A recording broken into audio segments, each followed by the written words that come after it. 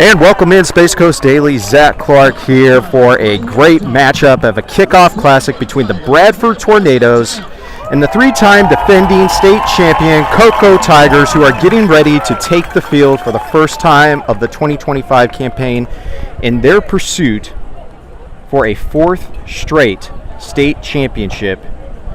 Cocoa Tigers getting ready to come out of the tunnel here in just a sec. They're got a great game that we are expecting here for a kickoff classic that is actually a rematch. If you remember back, it was a kickoff classic that we're going to have here tonight that actually pairs up two teams that squared off for the state championship just 2 years ago. The Bradford Tornadoes make their way, they're tracked all the way over here to Cocoa for this kickoff classic, and what is going to be a highly competitive, we anticipate, between these two squads, and the Cocoa Tigers and the Bradford Tornadoes. Cocoa Tigers looking for their fourth straight state championship, and they are going to be challenged this year with a tough schedule, but if it's anything like last year, Cocoa wouldn't have it any other way.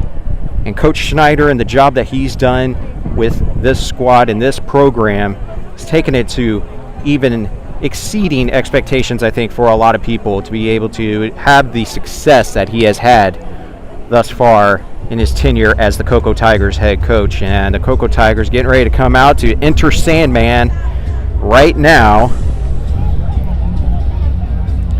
Thank you guys for everybody for tuning in here on Space Coast Daily. We are very excited about this matchup here today. Once again, this is a kickoff classic, so does not count to the overall record for both of these teams here tonight. That starts next week when the Cocoa Tigers travel right down the road to take on the Merritt Island Mustangs at the O-Dome next week.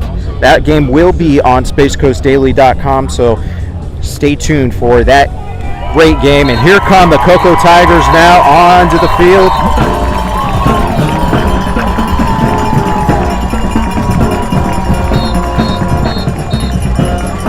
As their traditional way of entering the field with the American flag and going over to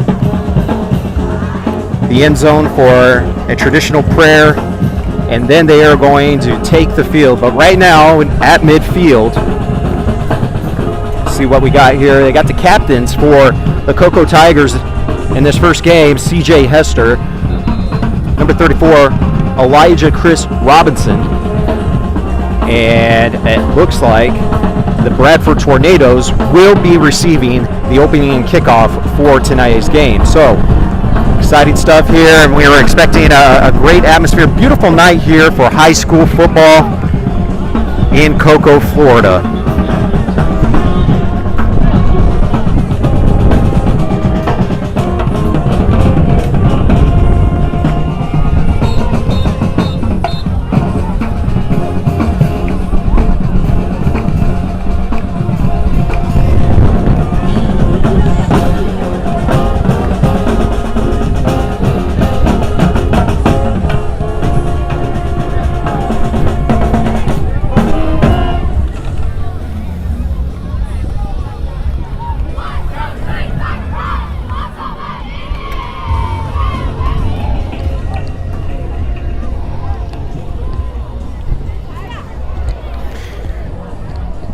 Beautiful night here in Cocoa, Florida for the Kickoff Classic, as a host of other teams are also taking the field tonight. We got a big one down between the Vieira Hawks and the Palm Bay Pirates, and that has some interesting storylines. Our own Zane Garcia, Terry Spain are on the call for that game, as Kevin Mays returns to Brevard County to lead the Palm Bay Pirates, and he'll be going up against his former team that he took to the state championship in that big game back in 2016 when they took on St. Thomas Aquinas. But Kevin Mays returns. He is the Palm Bay head coach. It's the first year for the Palm Bay Pirates underneath head coach Kevin Mays, and we are on the scene for that game. You can tune on to that game on SpaceCoastDaily.com if you want to watch that game too. But we are here at Cocoa for this big game. We're going to talk about other games around the county as well, but big game here today, and a highly competitive game. Number 77 for the Cocoa Tigers will be kicking off Keelan Gonzalez is the kicker for the Cocoa Tigers. Tigers will be kicking from right to left.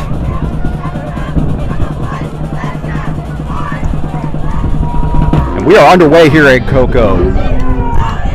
As Bradford Tornadoes get the ball at the 5-yard line, take it up and pass it out the outside edge. Got some room. They go out to the 40-yard line, and he is going to be out of bounds near midfield. So great field position here to start off for the Bradford Tornadoes. Got to the outside edge. There was nobody out there, and it just had some room and kept on running. Got all the way out to the 45-yard line. So great field position here for the Bradford Tornadoes that take over. See their first possession of this game, and the Cocoa Tigers. We're going to talk a little bit about a lot of the key pieces that are going to be pivotal for the Cocoa Tigers if they want to be able to win their 4th straight state championship. We'll talk a little bit about some of their defensive stars that we anticipate here in just a little bit. With the Cocoa Tigers coming down with 4 defensive linemen.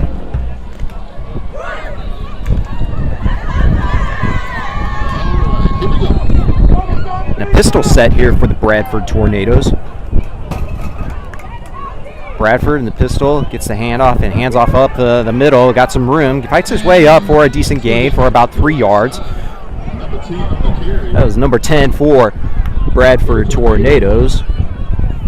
That is Ian Addison.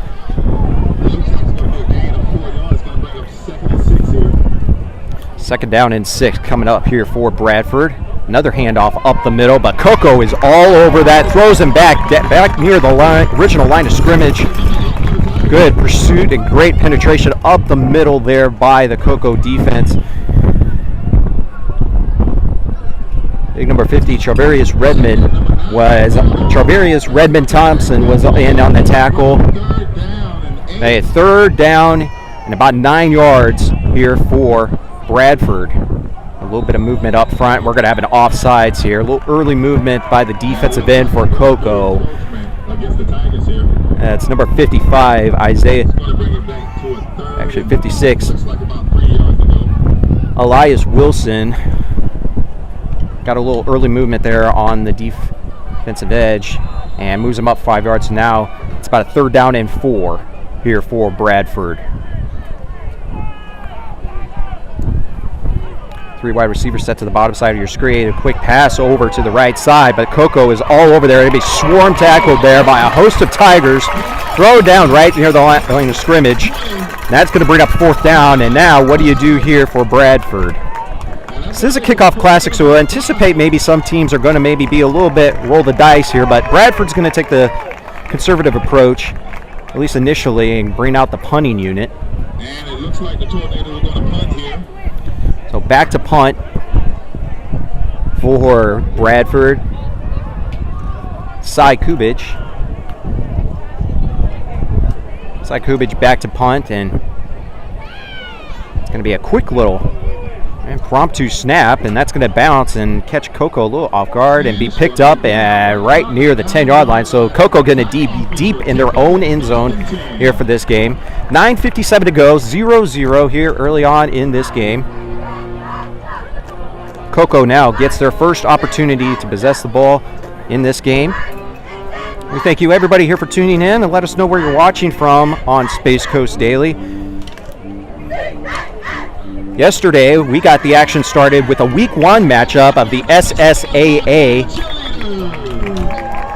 game between the Space Coast Vipers being victorious over the Cedar Creek Christian Saints 59-0 as Week 1 of the season started yesterday for the SSA. And a quick pass over to the right side. He got a little room over to the outside edge. That's number 4 for the Cocoa Tigers, Troy Silverzon. We'll be calling his name quite a few times this year, as he's going to be expected to be a big part of this offense. And Coach Schneider, 3 wide receivers set to the top side of your screen. You just see Ty and how tall he is. Just a big physical presence that he brings. For the Tigers, they're 13. Champ Smith is back at the quarterback position. Quick pass over to the right side, and there's Troy once again. close to a first down, but going to be a couple yards short to be third down coming up. Well, actually, second down and 8 coming up here for the Cocoa Tigers.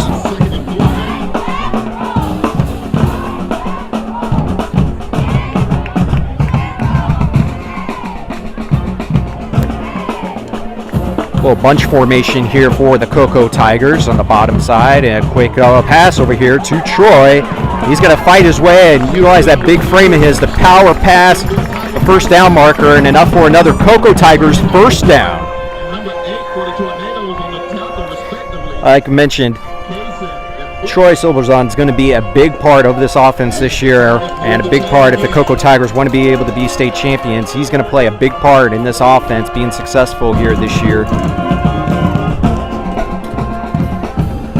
Champ Smith, the quarterback for the Cocoa Tigers, also going to be a big part, as Brady Hart for the Cocoa Tigers last year, who reclassified to the class of 2020. We got a little earlier movement here. It's going to be a false start on the Cocoa Tigers, so that'll back them up 5 yards, be first down and 15. But as I was saying, Brady Hart, who graduated early and reclassified, is now at the Texas A&M Aggies, trying to compete for some playing time early this year. And also Jaden Boggs, who was Mr. Do-It-All, one of the best single individual performances that you would ever see in the country. We got a little bit of movement, and they're going to actually say there's some early contact here on Bradford, so that's going to be what we anticipate is going to be a pass interference call on Bradford, which would really help out Cocoa Tigers after the penalty was first down 15. So yeah, it is a pass interference call, and it's going to be a first down for the Cocoa Tigers. So that'll help out the offense as they get closer near to midfield on their first possession of this game.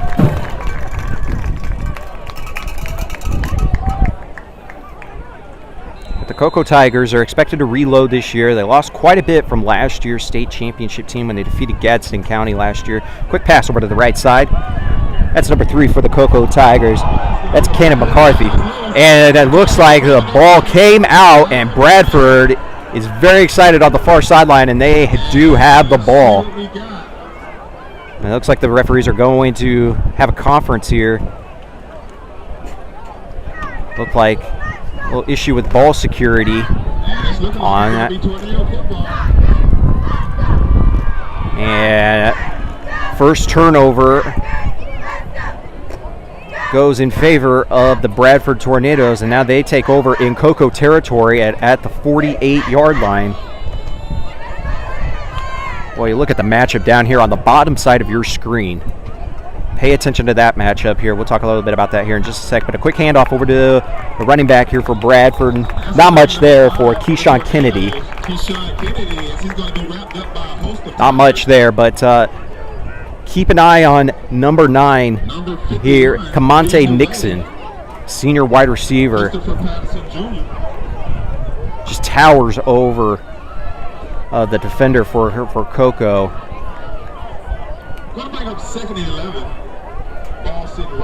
He's about 6 on the books. They have him as 6'5" here for Bradford, which could be an opportunity for Bradford to take advantage of a mismatch. And that holding call we're going to have, that's going to be coming back.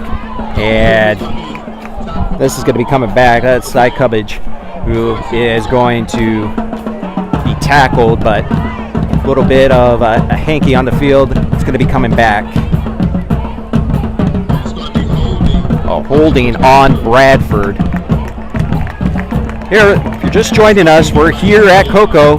The 3-time defending state champion Cocoa Tigers in the Kickoff Classic are hosting the Bradford Tornadoes at 0-0 with 7:11 to go here in the first quarter.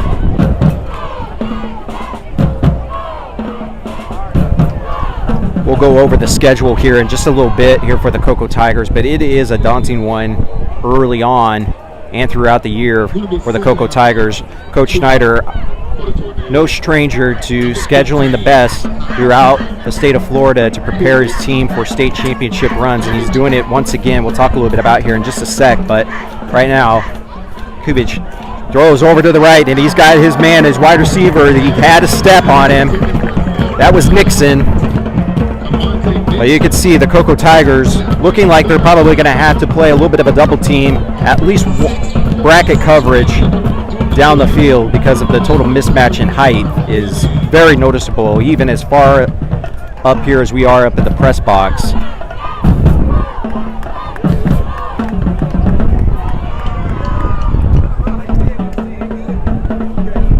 Again, and on paper, they have them listed as 6'5", just a big physical mismatch up front. But pistol set here, third down and very long here for the Bradford Tornadoes, and he's going to have to run. Kubic gets out to the left, and he's going to step out of bounds, and he's going to be short of a first down. So now another decision here for the Bradford Tornadoes. What did they decide to do after getting back to about the original line of scrimmage after the holding call? It's going to be fourth down in the punting unit. It's going to come out for Bradford. So great job there for the Cocoa Tigers defense, standing strong after the turnover near midfield, basically putting the clamps down on the Bradford offense and get a 3 and out. This is the punting unit here. Kubic punts, a little of a directional punt. That ball is going to be, what an excellent punt. It is actually going to go out of bounds at the 4-yard line. What a great punt there for the Tornadoes as they pin the Tigers once again back deep into their own end zone. And the Cocoa Tigers will get their second possession of this game. 6:29 to go. The next whistle will be a water break. Actually, they might actually just do the officials' timeout now here for our water break at this moment. So we're at the halfway mark here in the first quarter, 0-0. Cocoa going to get their second possession of this game.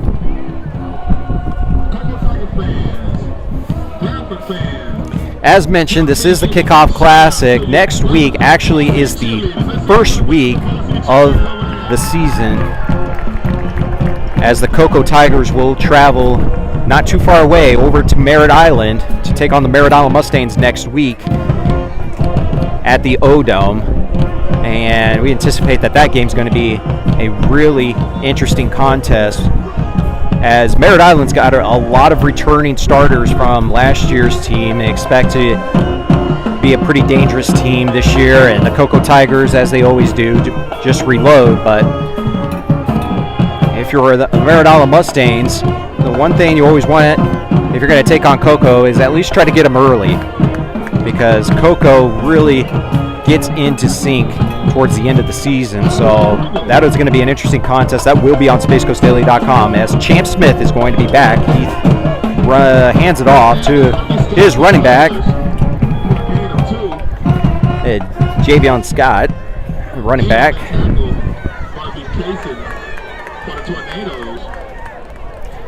Not much there, so only about a yard to be second down and 9 coming up here for the Cocoa Tigers. A bit of a spread formation. 2 wide receivers set to the top, 2 wide receivers set to the bottom side of your screen, and we got a timeout for. It's a timeout for Bradford. So timeout at 5:55 to go here in the first quarter. 0-0 between the Cocoa Tigers and the Bradford Tornadoes. We're going to step away here real quick for one of our sponsors, Eastern Florida State College, and one of being the great sponsors here for football coverage here on Space Coast Daily.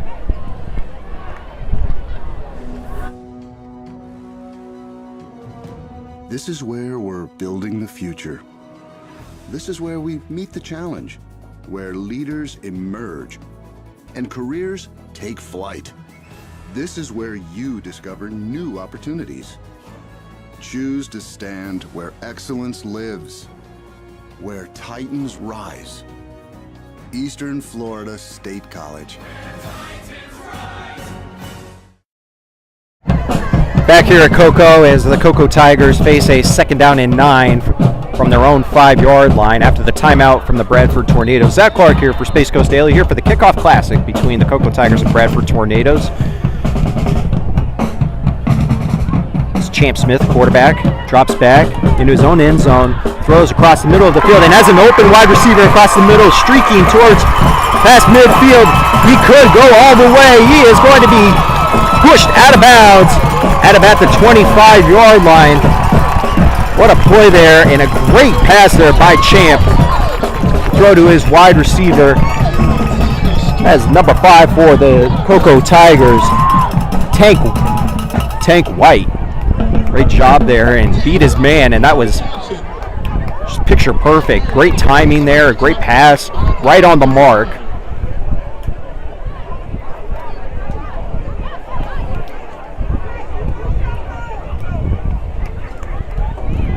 Quick pass over to the left side. He's got number 11, and it bounces out to the outside, and good little gain there for Zay Hawkins.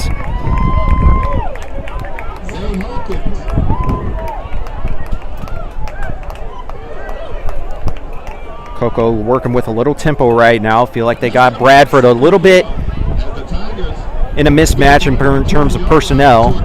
So Cocoa working in a no huddle. Going to move with a little bit of tempo as Troy position himself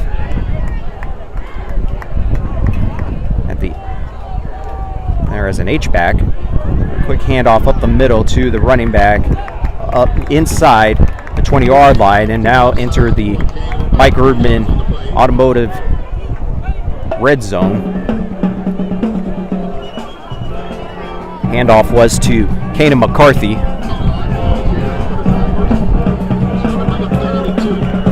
And we got some early movement here. A great job there for the Cocoa Tigers, catching Bradford in the neutral zone. So that's going to be 5 yards, and that'll be what was going to be a 3rd down and about 3 is now a 1st down here for the Cocoa Tigers. Ball placed at the 13-yard line.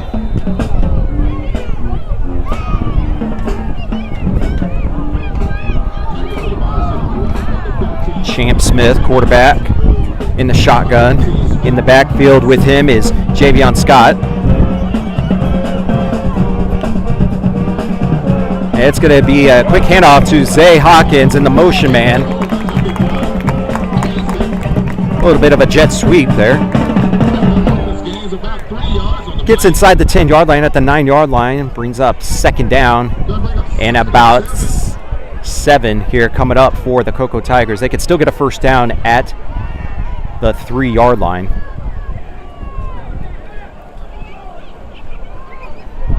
What a beautiful night here in Cocoa, Florida in this Kickoff Classic. Champ Smith in the shotgun. Another hand off to McCarthy. Gets up to inside the 5-yard line to about the 4. So that's will bring up.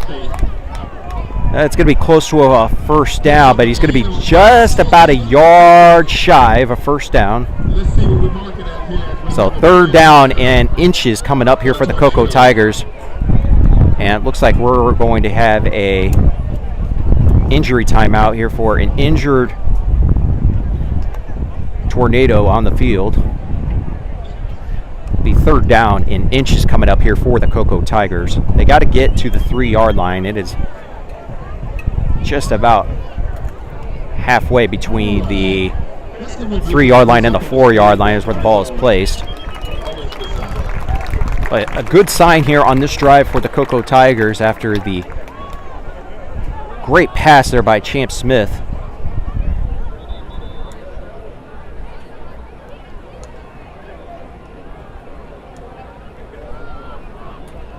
To Tank White. Those two hooking up here for the 1st time in this game. Getting a great gain, and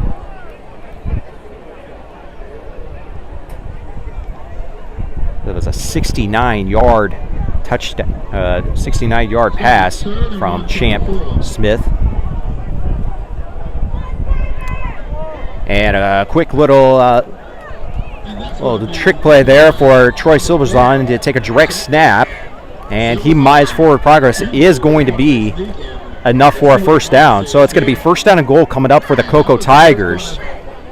Oh, good little wrinkle there for Coach Schneider. And, you know, with Troy's size and his unique ability to be able to handle the football, it's going to be fun to be able to see how they include Troy Silverzon in the offense. And you saw just a little wrinkle there that they had with a direct snap to him. Champ now in the shotgun, and a quick little jet sweep action to the wide receiver, and he's going to get close to a touchdown. That's number 14, Jamal Smith. First time we've called his name. So now second down and goal from the 1 yard line.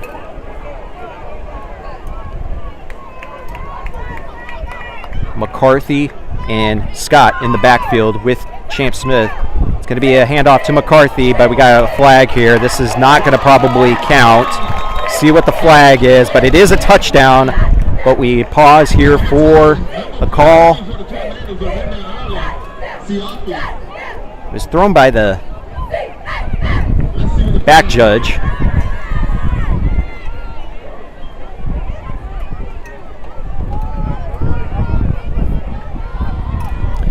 Result of the play was a touchdown, but we pause here for the flag. Looks like we have a conference between the referees, and it's going to be an illegal formation against the Cocoa Tigers. Legal formation, so backs them up 5 yards from the 1 yard line, so it will redo the down, be second down and goal from the 6 yard line.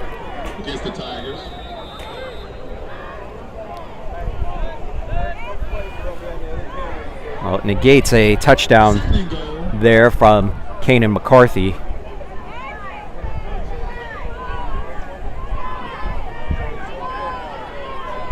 Champ in the shotgun. Scott splits out. Quick pass over the middle, and it's going to be batted down. An incomplete pass there. It was close to being caught, but incomplete pass. A third down and goal coming up here from the 6 yard line. If you're just tuning in here now, we got 2:34 to go here in the first quarter, 0-0, but the Cocoa Tigers are knocking on the door of the Bradford Tornadoes at the 6 yard line. Bunch formation to the right side. Quick little drop back. He's looking for his man. And he had a touchdown in the back of the end zone and was trying to get his feet down. Tank White had the ball, but it's going to be an incomplete pass. Brings up fourth down now here for Coach Schneider. What does he choose to do? But we do have a flag back here in the backfield. It's going to be a hold. So now Bradford has to make a decision here. Do you decline the penalty, make it fourth down and 6? Got to get a touchdown for the Cocoa Tigers, or you can push it back 10 yards and redo third down. So the penalty will be declined. So field goal is going to come out here. Field goal unit for the Cocoa Tigers. And Coach Schneider didn't really hesitate too much on that one. He's going to kick a field goal, try to get some points up on the board.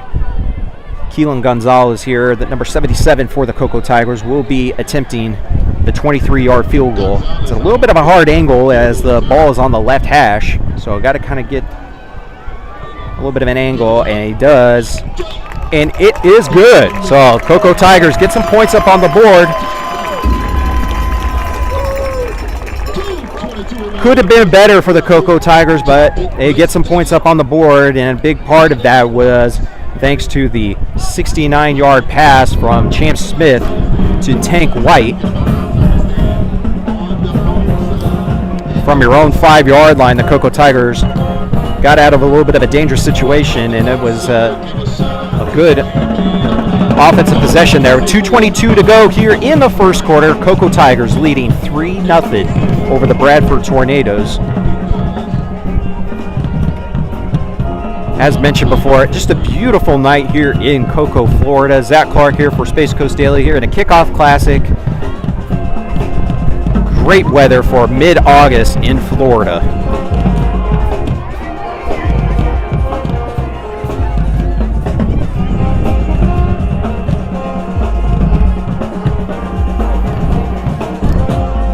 have a slight breeze that is blowing into our face here at the press box. So from the way that the kicker is kicking, the wind is blowing from right to left.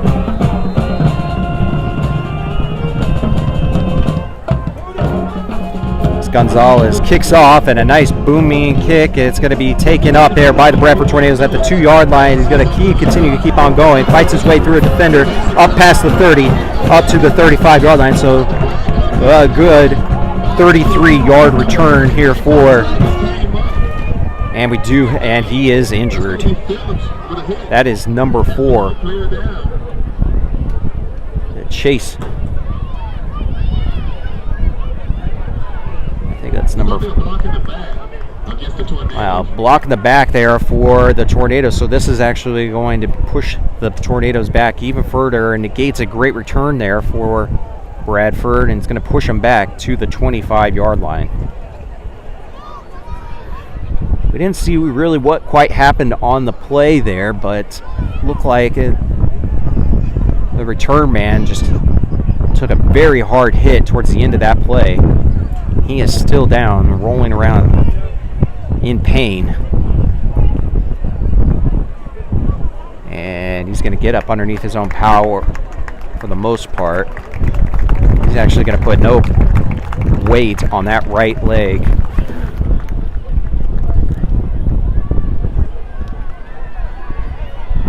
Injured player. I believe that's Alden Sanchez, number 4. We have 2 number 4s here for the Bradford Tornadoes.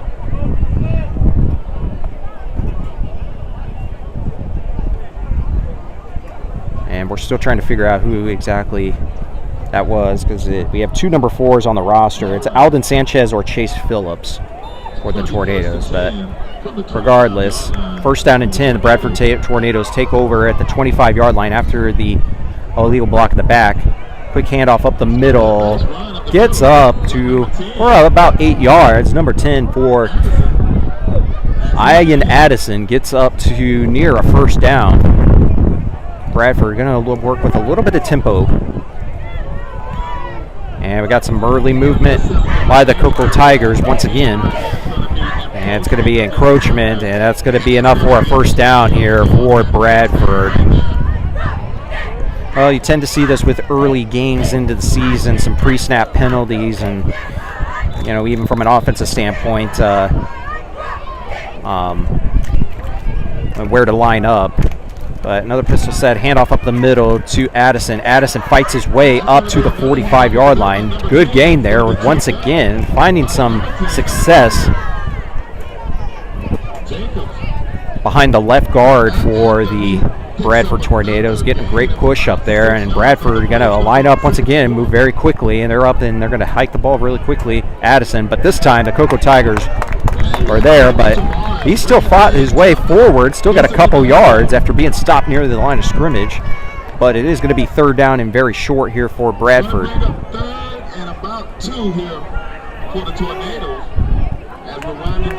Third down and very short. With 1 minute to go here in the first quarter, Tigers leading 3-0 in this game.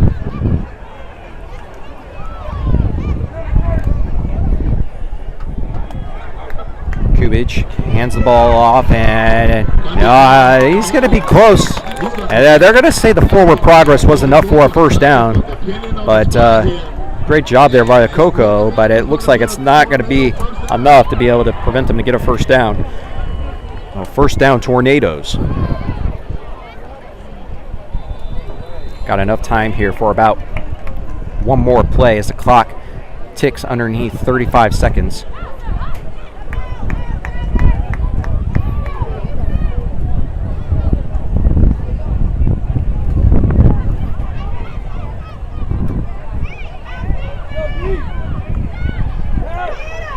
Drops back pass. It's going to be intercepted there for the Cocoa Tigers. Big number 23 possibly going to take it all the way back. That is number 23, Darius Phillips. He is going to be stepped up out of bounds, close to a touchdown, but great job and great read there, honing in on his assignment. It was just kind of a little bit of a miscommunication between Hubage and his wide receiver, and Darius Phillips did a great job keeping his eyes on the quarterback. It was just as easy as you could ever see to be able to get an interception, and a great return there. Sets up the Tigers offense in the Urban Automotive red zone. Ball placed at the 17-yard line. A great job there for the Cocoa Tigers in the defense. Very impressive here early on, getting some key stops and getting a turnover there, and it sets up their offense now in a scoring position. Let's see what the Cocoa Tigers could do here with some great field position.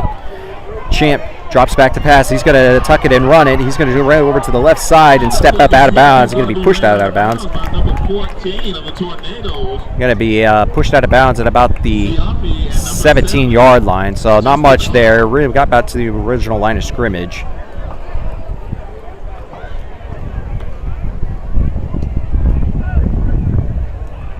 Second down and 10 coming up here for the Tigers. Bunch formation up to the right side. Champ gets the snap, pass over the middle. He's got his wide receiver right at the 5-yard line. That's going to be enough for a first down, and a great job there to Tank White. Oh, the early connection between Champ Smith and Tank White. Very impressive here early on. And that is going to be the last play here of the first quarter. Cocoa Tigers looking to put some more points up on the board, but they do lead 3-0 here in this Kickoff Classic against the Bradford Tornadoes. We'll take a quick break here. We'll be right back here after these words and a commercial break. Space Coast Daily is Brevard's most trusted news. Through spacecoastdaily.com and Space Coast Daily's social media reach, hundreds of thousands of people stay informed every day. Through Space Coast Daily's unmatched digital reach with the Space Coast Daily's direct mail newspaper and Space Coast Daily the magazine in print, our loyal and engaged viewers enjoy free local news they can trust every day, and all at no charge thanks to our successful advertising clients. And also at our special events at Space Coast Daily Park in Vieira, where hundreds of thousands of people see our clients' advertisements. Call today to get your message seen on Space Coast Daily and take your business to new heights. Get launched with Space Coast Daily. Call 321-323-4460 today. And welcome back into Cocoa. The Cocoa Tigers leading here as we enter the second quarter, 3-0, looking to put some more points up on the board. First down and goal coming up here from the 6-yard line. Quick handoff up to the running back, Javion Scott. Not much there. Maybe got back to the line of scrimmage. Second down and goal coming up here. Looks like he might have lost a yard, so second down and goal here from the 7-yard line. 4 wide receiver set. It's Tank White on the bottom side of your screen to the right. Scott in the backfield with Champ. Champ drops back to pass, looking across the middle, and was looking for Troy across the middle, but he was double teamed, almost triple teamed across the middle, and that is going to be an incomplete pass. So it brings up third down and goal coming up for Cocoa. I want to make sure we thank our sponsors: Urban Automotive, Eastern Florida State College, Health First, All Points, Forever Young and Merritt Island for their great sponsorships of high school sports here in the county, as an incomplete pass across the middle of the field. Champ was rolling back and threw off his back foot and is intended for his wide receiver, Jamal Smith. Incomplete pass now brings out the field goal unit for the second time in this game. So a little bit of a missed opportunity there for the Cocoa Tigers, taking over at about the 17-yard line after the interception, not able to do much with it. They will be able to try to knock in 3 more points here with 11:11 to go here in the second quarter.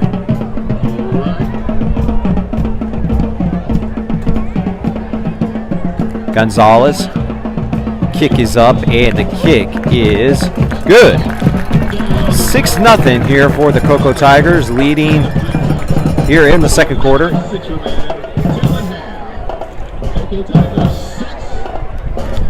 Again, we thank you everybody here for tuning in on Space Coast Daily here for this great game between these two programs. And like we mentioned to begin the game, this is a rematch of the state championship from 2 years ago when the Cocoa Tigers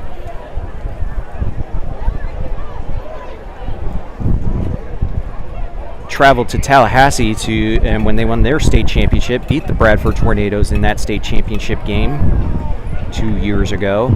Obviously last year the Cocoa Tigers were victorious in that game last year, and when they defeated Gadsden County 38-27 to win their 3rd straight state championship, and now look to aim to win their 4th straight state championship this year. As mentioned, the schedule going to be a little bit of a challenge this year for Cocoa, but Coach Schneider wouldn't have it any other way. He wants his team to get ready for postseason play. So he really scheduled a hard schedule. Will be an early test here for his Tigers, but quick pooch kick across the middle of the field. Man, he got absolutely leveled there by big number 24 for the Cocoa Tigers with an absolute big hit. Christian Walker, a linebacker, what a hit there, delivering the boom on the Tornadoes.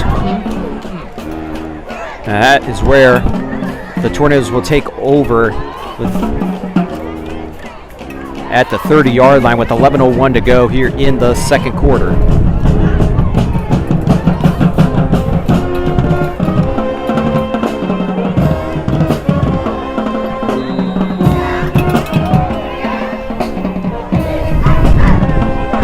Cy Kubich gets the snap, hands off up the middle. His running back bounces out after not much there at the line of scrimmage, gets to the outside and gets a decent gain there. He's number 5, Keyshawn Kennedy. Good vision there by Kennedy to see that there wasn't much up in the middle of the interior of that offensive line.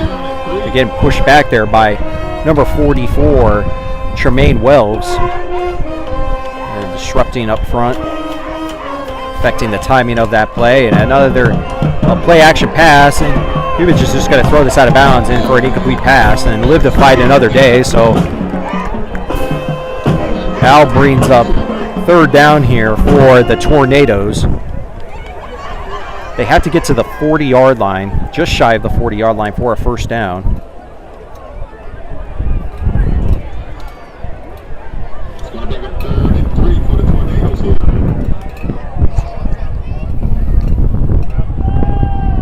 Christopher Patterson Jr. also getting some good work on the interior defensive line for the Cocoa Tigers. 3rd down and 3 coming up. Quick handoff up the middle to Keyshawn Kennedy. Kennedy going to be thrown down. Forward progress is going to have him near a 1st down. It's going to be maybe just inches short of a 1st down. And now 4th down and inches. What does Bradford choose to do now? That's going to be 4th down here. Offense is going to stay out there on the field right now. So Tornadoes looking like they're going to try to go for it. About a yard short. Maybe try to catch Cocoa off guard here with maybe an encroachment. And it's going to be a timeout here. Bradford's going to talk this one over with 9:39 to go here in the second quarter. Cocoa Tigers leading Bradford 6-0. Decision time here for Bradford. It is a kickoff classic, which you kind of anticipate maybe you might see some things that you normally wouldn't see maybe in a week, in a game that actually counts towards the overall record. So So it gives you a little bit of flexibility to maybe try out some things. Maybe you see a trick play or something like that. But offense going to come out here for the Bradford Tornadoes. Got to get to the 40-yard line for a first down.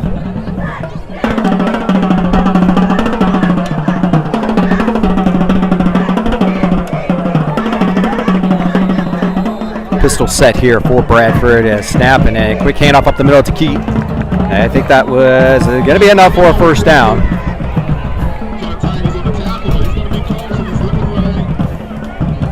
That's number 1. First time we've called Jacquez Kaysen tonight. So enough for a first down. New set of downs here for the Tornadoes.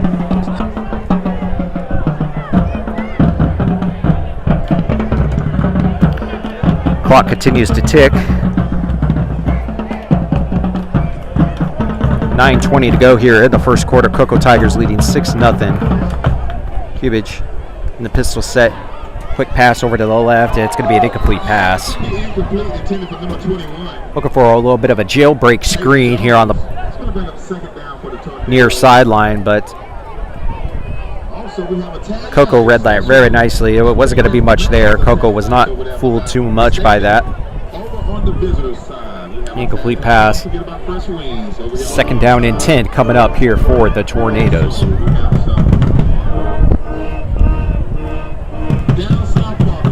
Once again, thank you everybody here for tuning in on Space Coast Daily. Here for the Kickoff Classic between these two big-time programs in the state of Florida. Side drops back to pass, and he's looking for his wide receiver across the left side of the field, and it was going to be an incomplete pass and intended for Jordan Kaysen.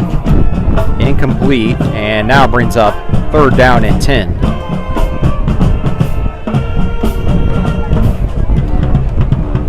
Tornadoes have to get to the 50-yard line for a first down.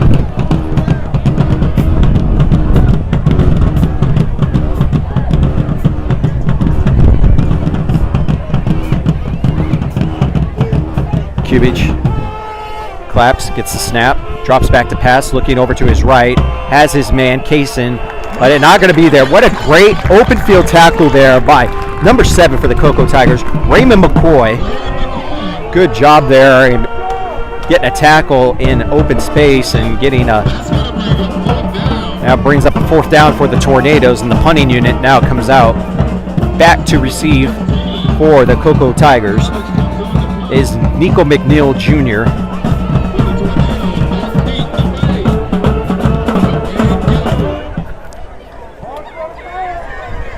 And we've seen this. This is the punting unit, as quarterback for Bradford is also the punter. Yeah, quick punt over across the left side of the field. It's going to get a Bradford bounce, but it's going to be picked up there by the Cocoa Tigers.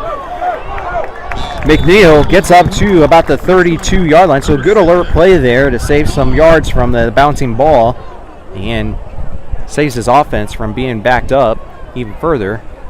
Now it sets up decent field position here for the Cocoa Tigers as they get their fourth possession in this game.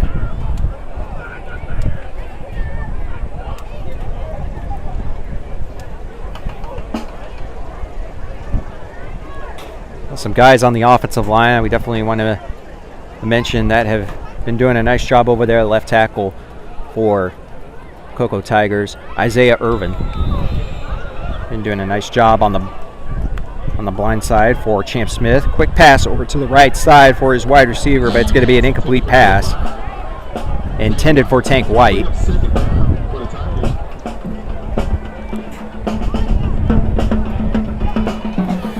Also on that offensive line for the Cocoa Tigers this year, Elias Wilson.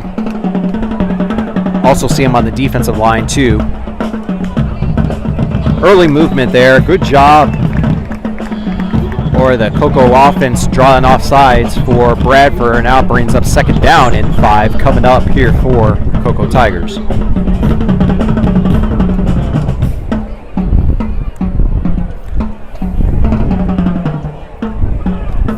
5 wide receiver set, empty backfield here for Champ. Champ drops back to pass, throws over to the right, has his wide receiver, Tank White, but overthrown, incomplete pass. Now brains up. 3rd down and 5 coming up.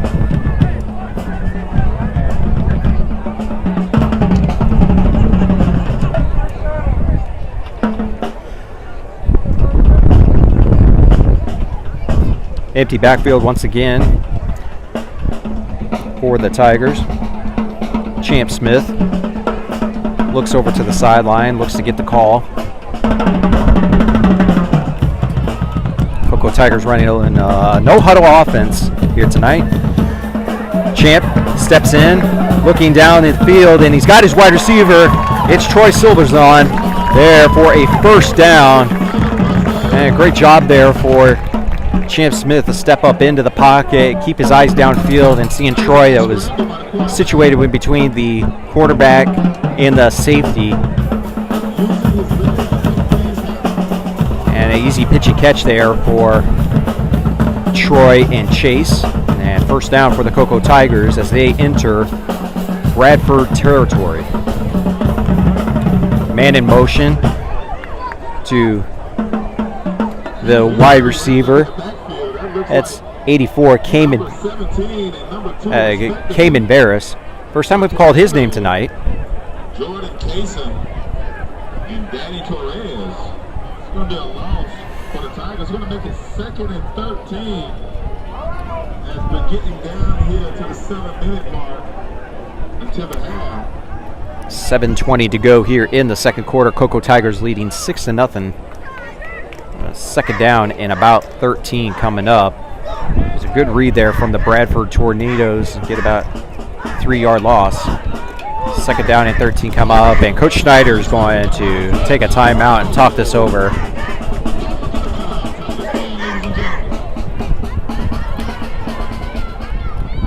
Once again, we thank you here for tuning in on Space Coast Daily. Just tuning in, we're here in the Kickoff Classic as the Bradford Tornadoes visit the Cocoa Tigers here tonight. Next week is the beginning of the season that counts towards the overall record. The Cocoa Tigers will be traveling to Merritt Island next week to take on the Merritt Island Mustangs in the O-Dome.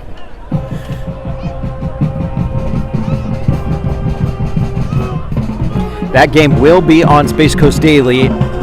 Coverage will start at about 6:45. Kickoff slated for 7 p.m.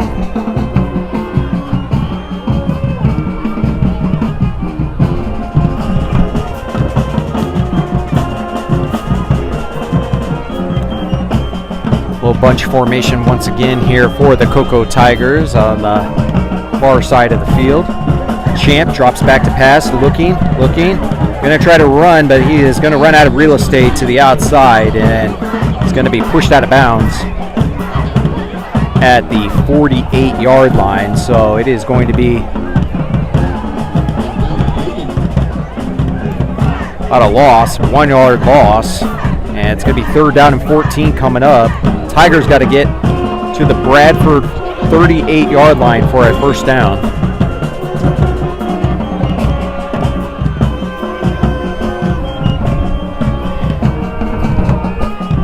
Champ drops back to pass, looking, going to throw deep on his back foot across the middle of the field. It is going to be intercepted there by the Bradford Tornadoes. They got a little bit of room here for a return as well. It's going to be the 2nd turnover here for the Cocoa Tigers after that interception. And just a very dangerous throw, and throwing off your back foot across the middle of the field, that's a recipe for disaster. And you know Coach Schneider going to come and talk to his quarterback there, and was under pressure from the get-go, but lobbing the ball up across the middle of the field off your back foot, going to be intercepted there, and now Bradford takes over at the 36-yard line. Good field position here for Bradford. 6:44 to go. Cocoa Tigers leading 6-0 here in this Kickoff Classic on a beautiful night here in Florida. Temperature now in the low 80s and light breeze. Cocoa in the black tops and Orange bottoms and Bradford out in the white unis up top and gray bottoms. Bradford looking to maybe chip away, and for as much success that the Cocoa Tigers have had here in this game, this is still only a one-possession game. Quick pass over to the left. Oh, and a big hit there by the Cocoa Tigers. That was a big hit there for the Cocoa Tigers. We have a new quarterback here for the Bradford Tornadoes. It's number. Oh, actually, no. They actually substituted him out. That's still Cy Kubich in there at the quarterback position. Going to be a handoff across the far side, and number 10 going to fight his way across to the middle. That's the Ian Addison. Gets up to about the 43-yard line. Makes this third down a lot more manageable. It's going to be third down and 30 coming up. Third down and on 3 yards here for the Tornadoes. As we are underneath 6 minutes now, 5:45 to go here in the second quarter. Cy Kubich trying to draw Cocoa offside with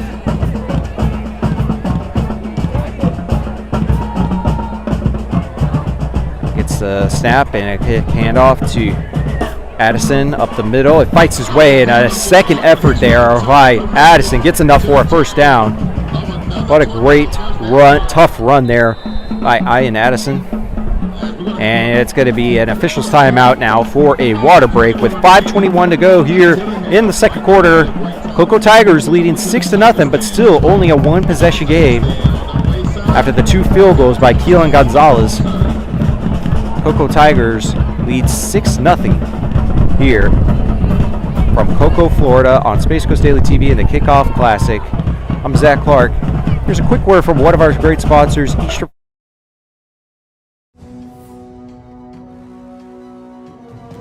This is where we're building the future. This is where we meet the challenge, where leaders emerge and careers take flight. This is where you discover new opportunities. Choose to stand where excellence lives, where titans rise. Eastern Florida State College.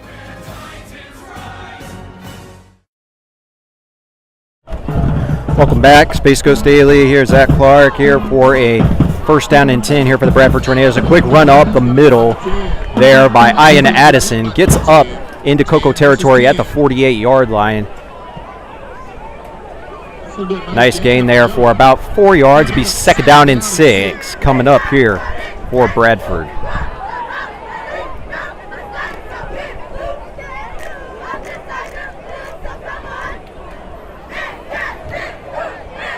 Stay tuned here for the halftime that we'll have here in just a little bit. Addison gets the handoff, runs up the middle, and he's going to get close to another first down. Going to be about 2 yards short of a first down. Brings up third down and 2 coming up. Bradford moving very quickly now. Still got a lot of time, but I want to try to catch Cocoa off guard at the moment. Pistol set. Kubich, a little handoff up the middle. A little confusion. That ball might be on the ground. That might be Cocoa's ball right there. But it looked like a little confusion between the handoff between Kubich and Addison, but looks like Bradford did get back on it, so still is going to be a fourth down. And it looks like Bradford's going to go for this now. It'll be fourth down and 3 coming up here for Bradford. They're going to go for it. What a great job that's the interior line for the Cocoa Tigers are doing a great job of getting great penetration and disrupting the timing of everything between the exchange of the quarterback and the running back. We've seen that multiple times here tonight. As Bradford looking over to the sideline, and they may call a timeout here and maybe think about this as a little bit of a stalling. Yep, and it is going to be a timeout for the Bradford Tornadoes. Here, fourth down and 3, kind of a pivotal situation here. What do you choose to do if you're Bradford? You can try to pin Cocoa deep, or do you go for it on fourth down and 3 with 3:22 to go in the second quarter? Bradford's going to think about it for a little bit longer. Well, so far, the early storylines of this game has been the Cocoa defense looking very stout defensively after getting the interception, setting up their offense in great field position. Darius Phillips got the interception, and they also had a couple 3-and-outs as well. Defense for Coco's looked really good here tonight. And that's a credit to Tremaine Wells and also Christopher Patterson Jr., who have been doing a good job here on the interior defensive line, really disrupting the run plays. And we got a 4th down and 3. Offense comes out. They're going to go for it. Quick pass over to the right. It's going to be an incomplete pass. And the Cocoa Tigers defense once again stands strong, and it's going to be a turnover on downs. And now great field position here for the Cocoa Tigers with 3:17 to go here in the second quarter. An opportunity to maybe get some points back up on the board before half. What a great job there by the Cocoa defense. In on the coverage for the Cocoa Tigers. It's number 26, but we don't have a number 26 here on the rosters here for the Cocoa Tigers. But a great job there by Cocoa defense, standing strong defensively and having a turnover on downs. And now Champ Smith got a little bit more room to work with. Drops back to pass, looking. Going to throw over to the right, looking for Tank White, but it almost was just intercepted again. Very dangerous throw. Looked like a little miscommunication too. Tank White stepped inward when that ball looked like it should have been thrown on the inside and not the outside. Still fell harmlessly to the turf and brings up 2nd down and 10. Tank White early on in this game has been one of the go-tos here for Champ Smith early on. Also, Troy Silverzon's been having a really good game here tonight as well. Quick pass over to the left side of the field. That's Zay Hawkins. Zay fights his way up near midfield. Good enough for about 5 yards. Be a 3rd down and 5 coming up here for the Cocoa Tigers.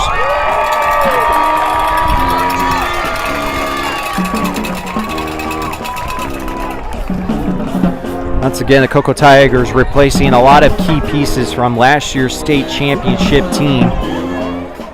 Javen Boggs went to the Florida State Seminoles, where he is looking to compete for a starting job at the wide receiver position after the remarkable year that he had last year. And Brady Hart reclassified, graduated early, and went to College Station to play for the Texas A&M Aggies. Also,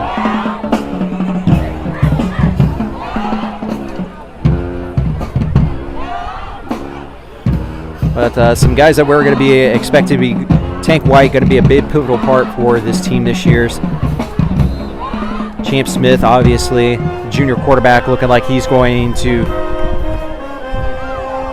take over for Brady Hart at the quarterback position and lead this Tigers offense this year. Looking pretty good so far, and has had some bright spots and also some areas where he'll be able to improve upon. But the junior quarterback's looking pretty solid out here today. 3 wide receivers set to the bottom side of your screen. 3rd down and 5 coming up here for the Cocoa Tigers. Empty backfield, shotgun set. Champ drops back to pass, looking across the middle of the field, and he's got his wide receiver. Great, beautiful pitch and catch there for the Cocoa Tigers. Over 84, Cayman Barris gets enough for a 1st down and gets out of bounds. Nice job there. And get a new set of downs here to the Cocoa Tigers, and now they move into Bradford territory, looking to try to get some points up on this board before half. Still got 2:57 to go here in the second quarter. A lot of time left here for the Cocoa Tigers. Scott in the backfield with McCarthy. McCarthy gets the handoff. He's going to fight his way across to the left side of the field. He's going to get about 3 yards. It'll be 2nd down and 7 coming up here for Cocoa. Once again, tune in next week. We are going to be live next week as the Cocoa Tigers travel to Merritt Island in a big contest between the Cocoa Tigers and the Merritt Island Mustangs in week 1 of the high school football season at the O-Dome. And we expect that that's going to be quite the game, exciting game between those two big programs. Champ drops back to pass, looking across the middle of the field, has Tank White across the middle of the field. Once again, he's going to fight his way, fight through that tackler, and he's going to be on his way for a touchdown. Tank White, what a play, staying on his feet. What a play there. Or Tank White. Looked like he was going to be tackled at about the 15-yard line, but fought through a pair of defenders and just stayed on his feet and gets the first touchdown of the season here for the Cocoa Tigers. Well, that's been if you're a Tigers fan, a positive sign early on. Champ Smith and Tank White are definitely on the same page. Extra point is up and good. So 13-0, the Cocoa Tigers lead with 2:13 to go here in the second quarter. Tank White gets his first touchdown of the year.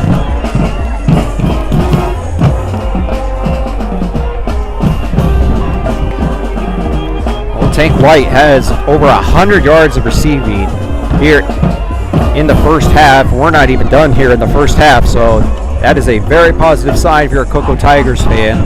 Obviously, the great success that Boggs had last year. Tank White looking to take the reins now of this offense and help lead this offense on the outside edge and looking very good so far.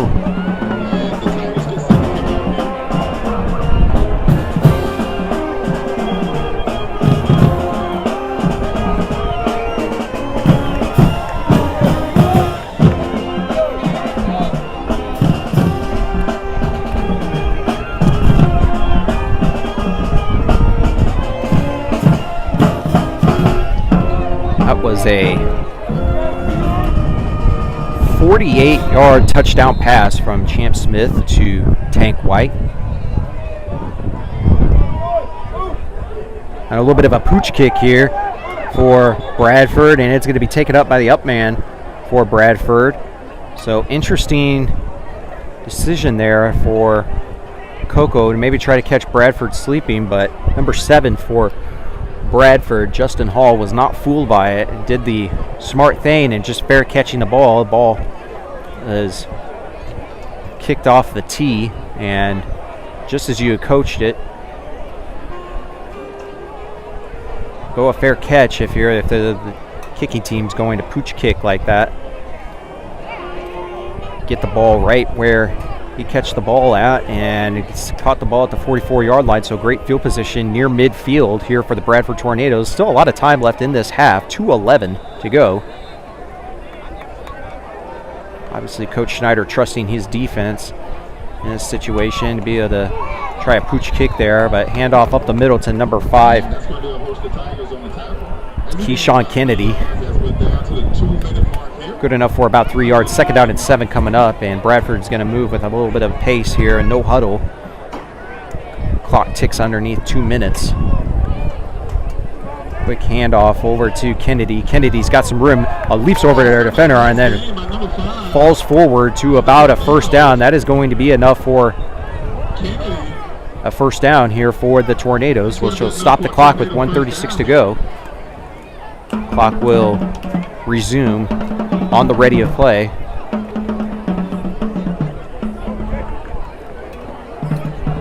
Sajkovic gets the snap. Quick handoff up the middle once again to Keyshawn Kennedy. Fights his way forward. Gets a little bit.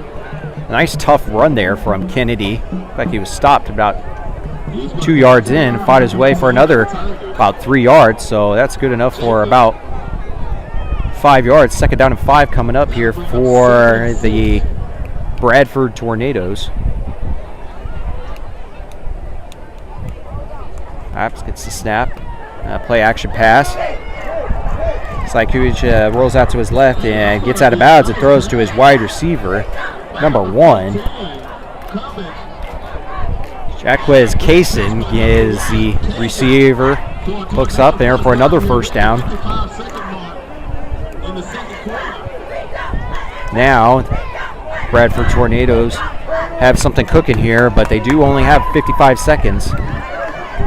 Stepped out of bounds, so clock is stopped. Side, drops back to pass, looking over to his left, has his wide receiver, a little pitch and catch out to the outside edge to Kaysen once again. And got enough for about 9 yards. So second down and 1.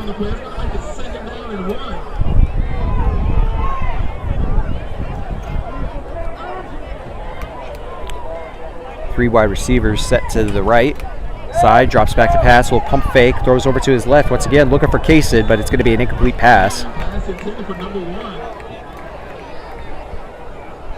Hall out there. Actually, Darius Phillips out there on coverage there for the Cocoa Tigers. So third down and short coming up here with 44 seconds to go in this half. Bradford needs to get to the 20-yard line. Handoff up the middle to Keyshawn Kennedy. Kennedy fights his way to the 15, to the 10. And forward progress is going to be stopped at about the 12-yard line. Be enough for a first down in the Urban Automotive Red Zone with 37 seconds to go. Clock is going to resume here on the ready of play. So Bradford needs to be smart here, but they're in good position here, knocking on the door. Bunch formation, and it's going to be spiked with 25 seconds to go. And it looks like we have a little bit of early movement here. This is going to be probably in the position of a legal formation. Not enough men on the line of scrimmage for Bradford.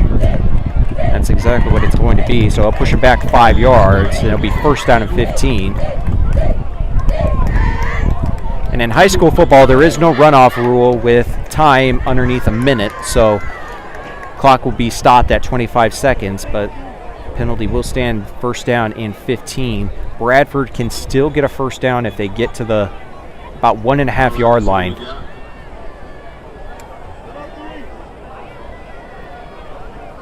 Thank you everybody here for tuning in on Space Coast Daily. Zach Clark here on Cocoa as the Cocoa Tigers. Oh, looks like we have a little confusion on the spot, so they move back to the correct spot. So still first down and 15. Side drops back to pass, looking across the middle of the field. It has his man, Kamante Nixon, in for a touchdown. And like we mentioned early on in this game, that huge frame of his 6'5", biggest target out there on the field, and Nixon gets in for a touchdown, and Bradford gets their first points in this contest with 10 seconds to go in the half.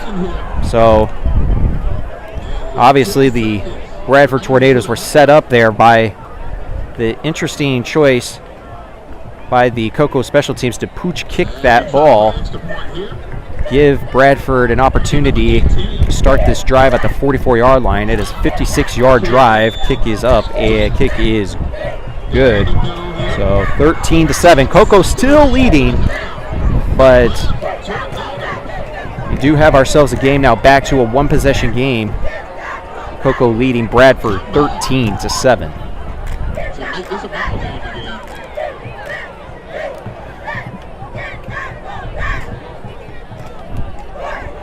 Thank you everybody here for tuning in on Space Coast Daily.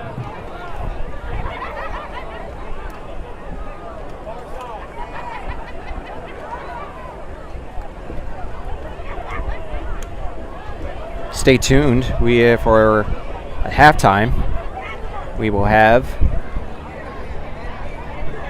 I do not believe tonight we do have a halftime performance from the Cocoa Band. That is not going to be tonight due to it being a kickoff classic. However, stay tuned. We'll also have a interview with a business that a lot of people are familiar with.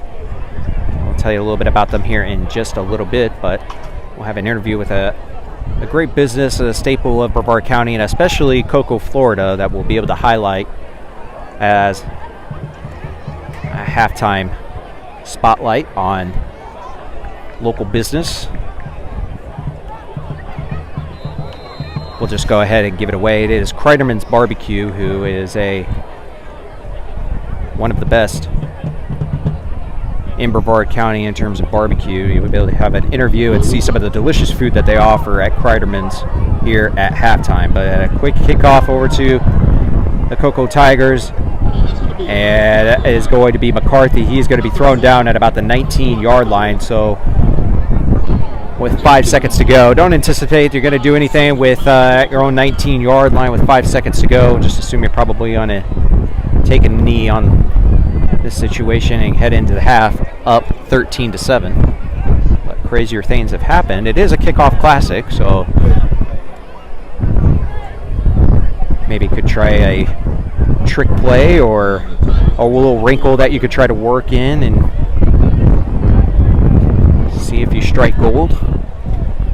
But looks like Coco's offense is just going to line up and take a knee and head into the half, leading 13-7. That is exactly what they do. So the Cocoa Tigers come out of the gate 13-0, but Bradford answered right before half and makes it a one-possession game.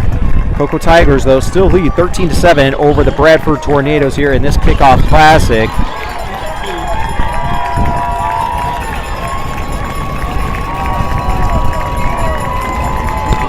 Again, thank you everybody here for tuning in. Let us know where you are watching tonight's game.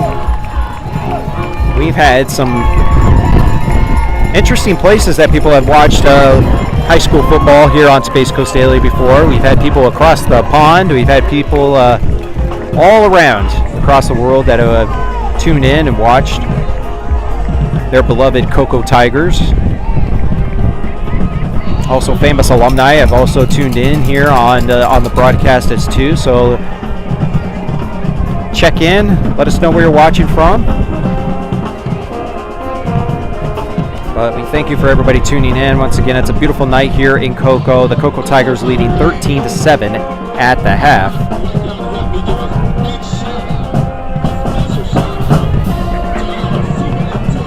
Another game going on Space Coast Daily are the Viera Hawks traveling to Palm Bay tonight in the Kickoff Classic as the Viera Hawks go to visit a familiar face and a new face to the Palm Bay community. Kevin Mays is now the head coach at the Palm Bay Pirates. That game is on Space Coast Daily TV as the Viera Hawks travel to Palm Bay, and the first season underneath Kevin Mays, the Palm Bay Pirates will be led by the former Viera Hawk coach. So interesting storylines there as Kevin Mays makes a return to Brevard County. We'll give you some score updates here in just a little bit.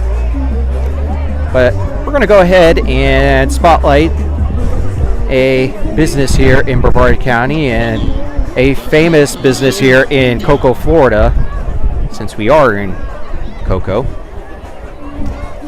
It is Kreiderman's Barbecue, who do a great job, and it's some of the best barbecue you'll ever have is down at Kreiderman's in Cocoa Village. And we had a quick word with the owner, Chad, and Nick, who absolutely put together a great presentation of some of the great food and the platter that they have that is, speaking from experience, is absolutely remarkable. So here's a quick word here from your halftime entertainment. We don't have a halftime band performance tonight, so what we're going to do is we're going to spotlight a business. It's Kreiderman's Barbecue.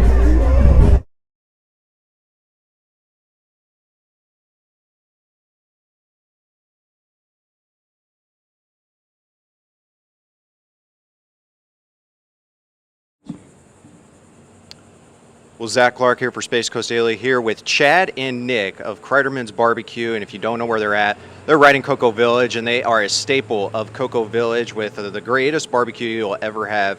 And they're going to talk a little bit about this platter that they have that is one of their main claims, their main claim to fame. And they're going to talk a little bit about everything they got here. Guys, how are you doing today? And talk a little bit about what we have here today. So I'm doing great. What I just want to say, my lovely assistant Nicholas, he built an amazing tray. So I'm just gonna sit and just take it all in and let him explain it and Sure. just bask in the glory. All of right, this. so It's great. what you're looking at, this is no specific menu item. This is just kind of a little bit of everything on a tray, which is kind of one of the big things here that you can do at Kreiderman's Barbecue. All of our meats are sold by the pound, so you can get as much or as little of whatever you'd like, and that's kind of what we put together here today. The main feature, though, I'd like to point out, the sandwich in the middle on this nice marbled rye bread. This is our house-made smoked pastrami brisket Reuben. So it's our take on a Reuben, a little untraditional. So we got the pastrami brisket in there, a couple slices of Swiss cheese on the marbled rye. This purple cabbage you see here, that's a pickled cabbage slaw that we put on that. And then there is a sauce on there that we call schmack sauce. It's kind of an elevated Thousand Island play on, you know, Big Mac sauce, if you will. In-N-Out burger sauce on steroids. Yeah, so it's a great combination of flavors. No one's got this sandwich, so this is here all weekend. Limited each day, Friday, Saturday, Sunday, so get it while you can. Otherwise, it'll be back in a month. We do that once a month, the pastrami. Other than that, you see some of our main proteins here. We got the traditional signature prime brisket. We've got our smoked turkey breast hiding down here. That is our sleeper meat. If you think you don't like turkey, come down, try our turkey. We slice it nice and thin for you, and then we dunk it right into this super savory smoked butter. It's amazing. And then we got a couple pork products here. So we feature Cheshire pork, which is a high quality pork out of North Carolina. So we got their pulled pork here, and then a couple of our $1 billion baby back ribs, which are a little sweet and spicy. We also carry full spare ribs as well, which are more sweet and savory. I just didn't have room on this tray, as you can see. And then we've got this nice sausage link here. This is house made. This is all of our own ground brisket. We cure it, we grind it, pack it, smoke it, everything in-house. You ain't getting this off a truck. You ain't getting this at the grocery store. This is unique to Kreiderman's Barbecue. This is our house-made smoked sausage. You know, and then over here we got, of course, the nice accompaniments. We got pickles, house-made pickled red onion, some white onion, and then we got a couple sides here. This is our Parmesan dill potato salad. Very fresh and herby. Really, really complements the heavy meats well. And then our smoked out beans. Saint beans you're getting out of a can. This is next level beans here. You're gonna want to try all this stuff. This is some great stuff here that you know, we've been putting out for the last 8 years. So Talk a little bit about Kreiderman's and what makes them special, what makes them different from other barbecue places.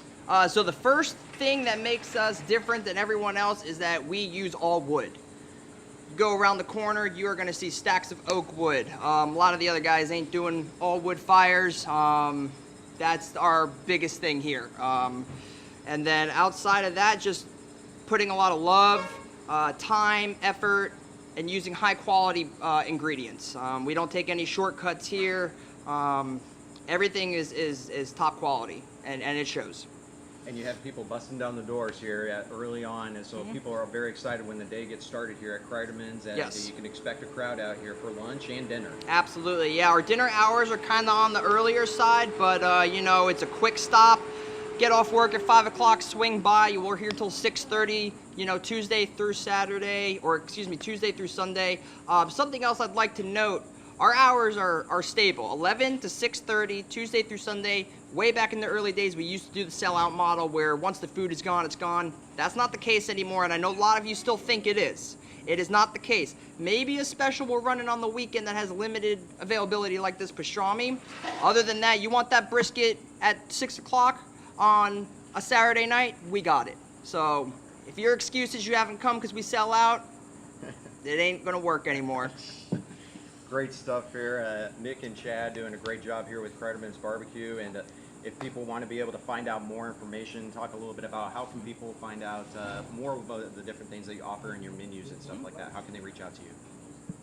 Well, I'm still speechless about the tray that Nick built. So I'm telling you right now, I'm inspired, and I'm just going to take it all in. And this guy's running and gunning right now, so I'm just going to let him finish this out. Yeah, so you want more information, we got a few different ways you can do that. First and foremost, our website, CreditormansBarbecue.com. We stay pretty up to date on our weekly specials and anything we got going on there.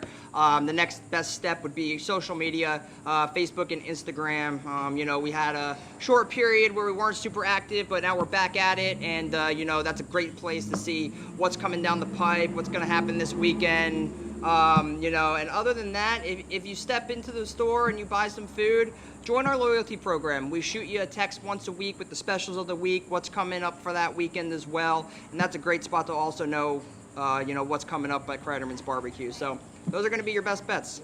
Great job, Nick and Chad. Thank you. You guys do a fantastic job and an excellent platter that you have here, and a lot of great food here. You have never been to Kreiderman's. This is a staple of Brevard County. You want to come out here and check this out. This is some of the best barbecue that you'll have in the county and in the state of Florida. 100%. So, absolutely. Well, thank you very much, guys, and we look forward to seeing you next time. And thank you very much. Of course. Guys, come down this weekend, get that pastrami, all right? Space Coast Daily is Brevard's most trusted news. Through SpaceCoastDaily.com and Space Coast Daily's social media reach, hundreds of thousands of people stay informed every day. Through Space Coast Daily's unmatched digital reach with the Space Coast Daily's direct mail newspaper and Space Coast Daily the magazine in print, our loyal and engaged viewers enjoy free local news they can trust every day, and all at no charge thanks to our successful advertising clients. And also at our special events at Space Coast Daily Park in Vieira, where hundreds of thousands of people see our clients' advertisements. Call today to get your message seen on Space Coast Daily and take your business to new heights. Get launched with Space Coast Daily. Call 321-323-4460 today.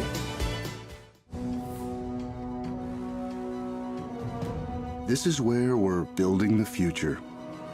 This is where we meet the challenge, where leaders emerge and careers take flight. This is where you discover new opportunities. Choose to stand where excellence lives, where titans rise. Eastern Florida State College.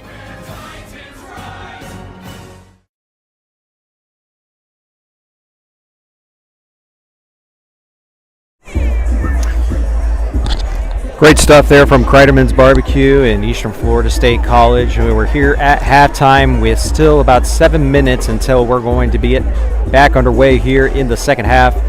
It is the Cocoa Tigers leading 13-7 after the two Keelan Gonzalez field goals and a touchdown connection between Champ Smith and Tank White for about 48 yards. And then a big touchdown there from Camonte Nixon with 10 seconds to go in the first half. That is where we are at right now as the Cocoa Tigers lead 13-7 in this Kickoff Classic. Early on, the storylines, defense looking very strong for the Cocoa Tigers here tonight. They've gotten the Cocoa Tigers out of some tough situations. Also got a turnover there by Darius Phillips, who returned it back forward to the 17-yard line in the second quarter. Cocoa Tigers weren't able to punch it in for a touchdown, but they were able to get a 23-yard field goal that was good, and that is where we're at for some notable plays, key plays here in this game so far. Still a one-possession game here for the Cocoa Tigers, but looking pretty strong here defensively and offensively. Has looked pretty strong in spurts. They do have a couple turnovers as the offense after an interception there by Champ Smith and then a fumble by McCarthy on the first drive of the game.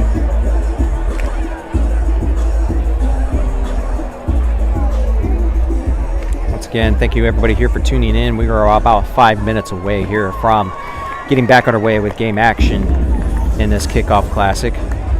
Stay tuned next week. We will have a big game next week as the Cocoa Tigers travel across the Indian River to Merritt Island to take on the Merritt Island Mustangs in the O-Dome for week 1 of the high school football season. That'll be a big game, and that is going to be a packed house at the O-Dome, so stay tuned. That game will be on Space Coast Daily. We will be there streaming live on YouTube and Facebook as we are tonight. We thank you everybody for tuning in.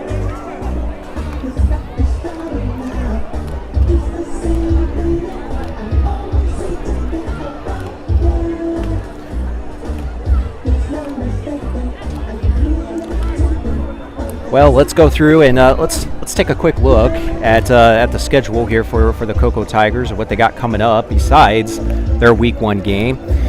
After the Merritt Island Mustangs, then it's technically the home opener for the Cocoa Tigers in week 2 against Mainland, which is going to be a big game as they take on the Mainland Buccaneers from Daytona Beach. Mainland, a team that historically has been a powerhouse. That last year kind of had a little bit of a rough year after going 5-6. They lost their first 5 games, but then they went on a stretch where they won their next 6, but then bowed out in the playoff in week 2 of the playoff. So it's a Mainland Buccaneers team that traditionally has been pretty good, and so you expect that game will be a really good contest for the Cocoa Tigers to be able to open up as a home opener. Then they travel to Vero Beach, where they take on the Vero Beach Indians on September 5th, at Heritage on September 12th. That'll be a big game too. And then there's another big one as well, as the O'Galley Commodores visit Cocoa. Big one at Norland on October 3rd, home for Apopka, home for Villagers Charter, at Astronaut, and then at Rockledge in the Barbecue Bowl. As the Cocoa Tigers take the field here to get ready to begin the second half here in just about a couple minutes. But as mentioned, that schedule is going to be very top heavy for the most part. There are some really tough games towards the end of the season as well. Obviously, you know that Rockledge game is a big one. That is going to be at Rockledge on Halloween night, October 31st. That is going to be a hornet's nest down there at the Rock Pit, as head coach John Holmes is now the head coach for the Rockledge Raiders, who had all that great success up at Titusville the last couple years and really turned around a Titusville program. He's hoping to do the same thing with the Rockledge Raiders as well after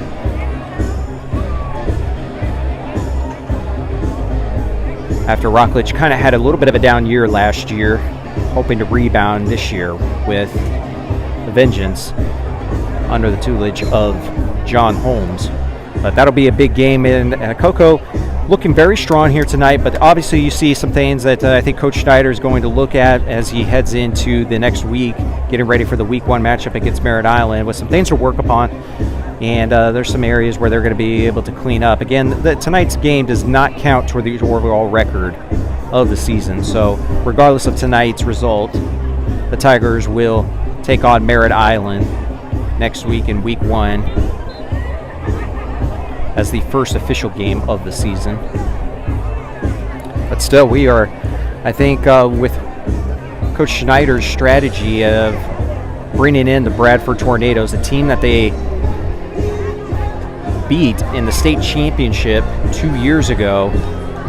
This is a really good test for early on for the Cocoa Tigers to really kind of see where they are, kind of build some chemistry, and you're starting to see some bright spots with this team in some areas that they're going to be able to have some success. Obviously, Troy Silverzon's been a big part of that, and Tank White really shined tonight, and Champ Smith has shown some great moments here tonight as well, and Keelan Gonzalez has done a really good job at the field goal position too, being able to hit some chip shot field goals, and that looking like that's going to be reliable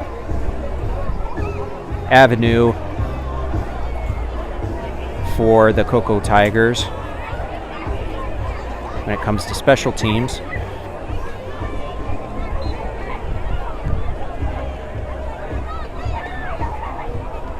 tonight we have not seen the Cocoa Tigers punt the ball once tonight. So that's a testament to the offense, but there's also been a couple turnovers that has contributed to that. So I think Coach Schneider is overall pretty satisfied with probably how his team's performing at this moment, but stay tuned. After the game, we'll get an interview with Coach Schneider, and we'll also have player of the game as well after tonight's game that you'll be able to see on Space Coast Daily.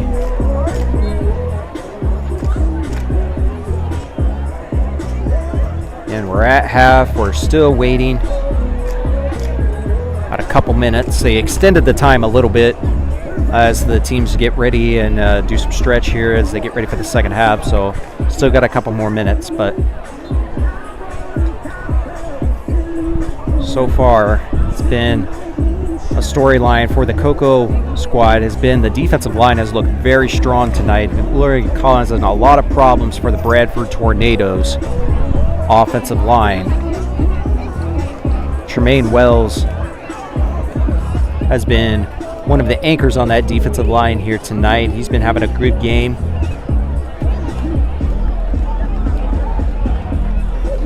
Also, Elias Wilson has been doing really good as well. And Christopher Patterson Jr. has been doing really good tonight. So a good combined effort from that defensive front for the Cocoa Tigers. Looking like they're getting some good push up front, which is what you like to see for Coach Schneider here early on in the season against a good, formidable opponent like the Bradford Tornadoes.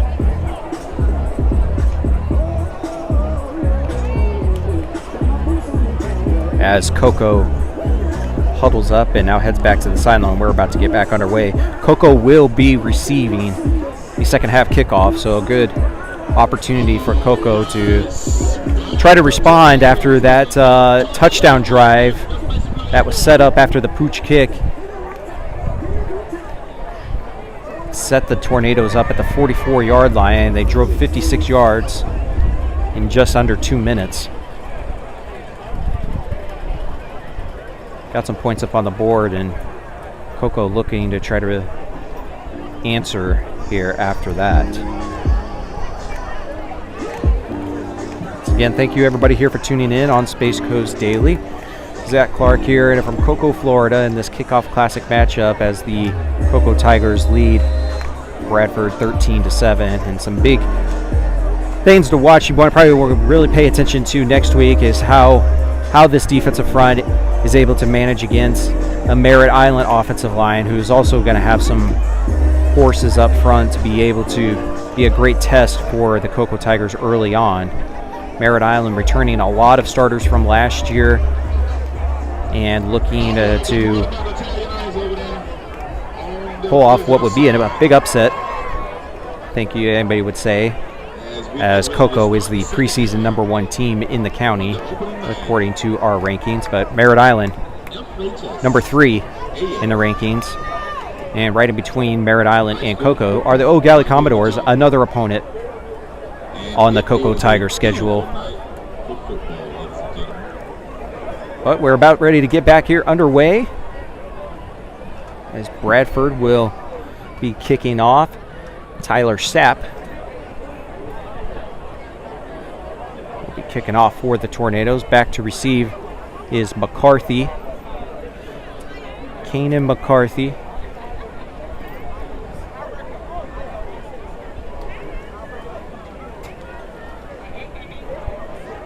Also back to receive for Cocoa Tigers. All right. Looks like number 18 for the Tornadoes. We have Nico McNeil Jr. also back to return.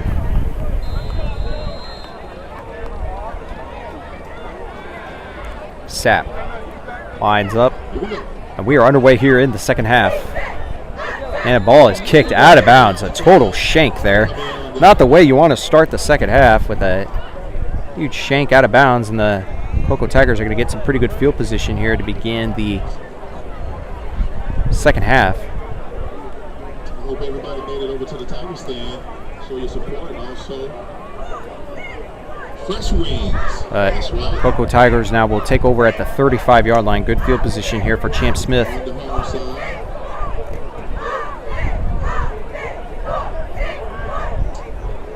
And the Tigers will take over 1st and 10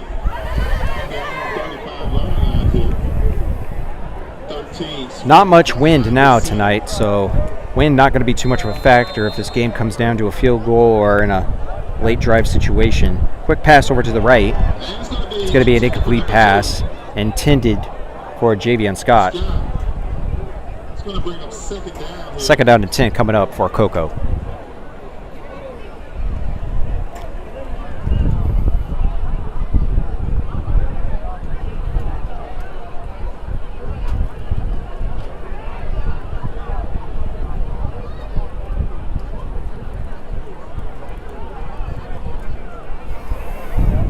Well, second down and 10.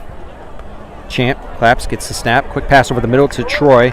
Troy is going to be stopped, but short of the first down. But he's going to get a good chunk of yards, make this third down a lot more manageable. Will be third down and 1 coming up.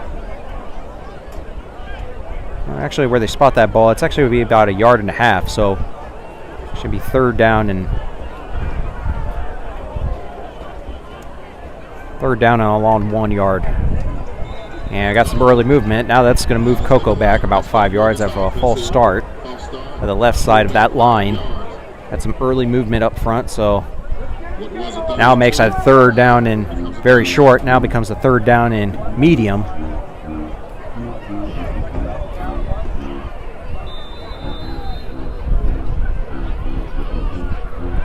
As the Tigers break the huddle.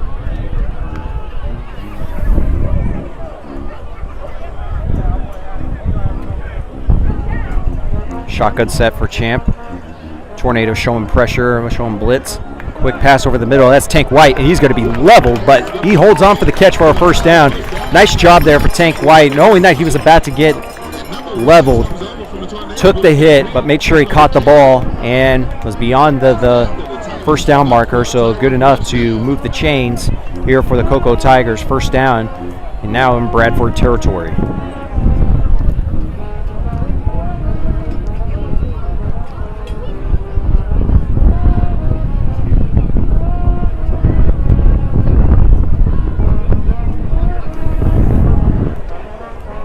First down and 10, 10:50 to go here in the third quarter, just underway in this second half. Smith drops back to pass, a little swing pass over to the left, has his man, and he's off to the races. Oh, almost went all the way. That was Jamal Smith. Jamal Smith almost took it to the house, but a shoestring tackle there by number 1 for Jacquez Kaysen. Tripped up Jamal. Still a first down and 10. Quick pass again over to the left side. That's Hawkins. Hawkins going to be dropped after about a 2-3 yard gain. It's going to be a gain of 2 yards. So second down and 8 coming up here for Cocoa. Hawkins has a couple catches here tonight.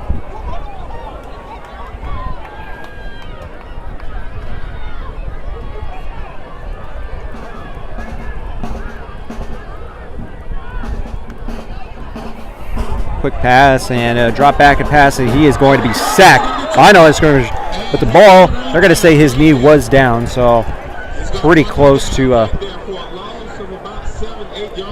turnover there, but his knee was down when the ball came out. Cocoa coaches are not happy. There was not happy how he was brought down. Still, it's going to be third down and forever. Coco's got to get all the way down to the 25-yard line for a first down. Ball is placed at 46. So third down and 21. Third and 21 for Champ. Drops back to pass. Champ looking. Got to throw off his back foot and throw, just lob a prayer up in the air. It's going to be in the no man's land. Incomplete pass. And it's going to set up fourth down, and now we expect the punting unit to come out here for Cocoa for the first time tonight.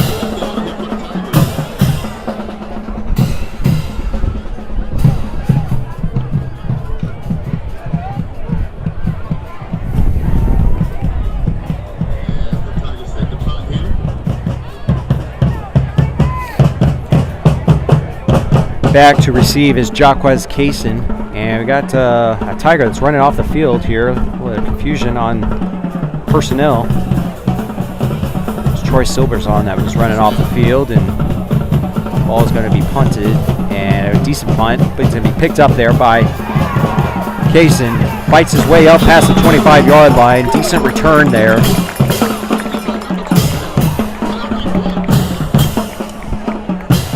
A good return here for the Bradford Tornadoes. Get it up to about the 27-yard line. Here with 8:56 to go here in the third quarter. Still Cocoa Tigers leading 13-7.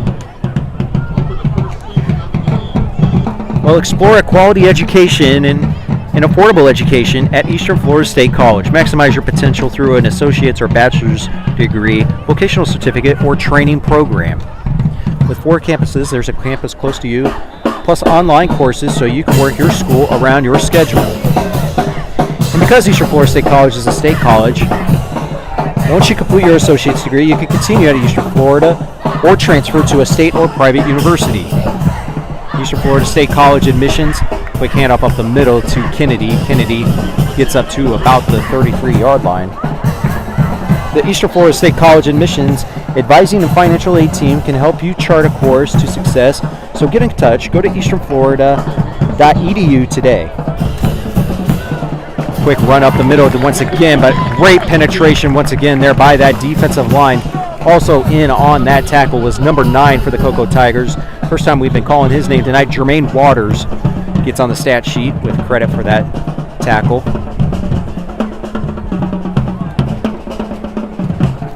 Also 98.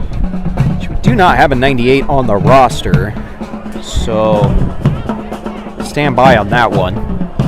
Again, it's the first week. It's Kickoff Classic. There are some people on the roster that will be mentioned and be factored into the roster going forward, but it's just what the team gave us. So we don't have a 98, but he got credit for that tackle as well. But a quick pass over to the right side is going to be enough for a first down for Bradford. Bradford moves the chains, and they got something moving here at the 37-yard line. Bradford going to move with a no huddle substitution here.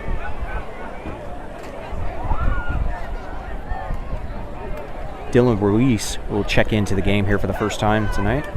Quick handoff over the right side to Kennedy. Kennedy bounces out to the outside. He's going to drag a Tiger with him, get up to about the 44-yard line where forward progress was stopped. So good job there for Kennedy, getting about 6 yards. So 2nd down and 4 coming up. Well, Bradford's had a little bit of a success getting out to the outside edge here tonight and utilizing their speed. They've found some open grass on the outside edge here tonight when they've had success running. Running up the middle has been a different story, though.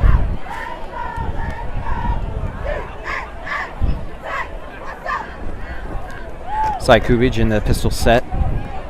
Quick pass over to the left side. As his man, forward progress is going to be stopped there for a first down. Nice tough run and there by number 6, Elijah Lawrence gets credit with the reception and up for a first down.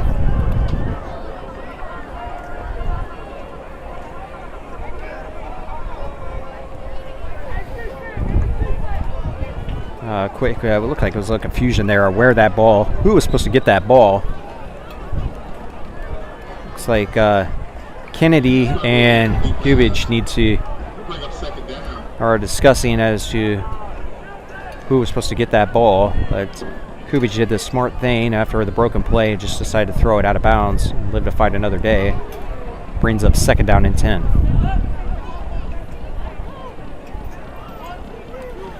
Clock approaches 6:25 now, and we have a stoppage of time.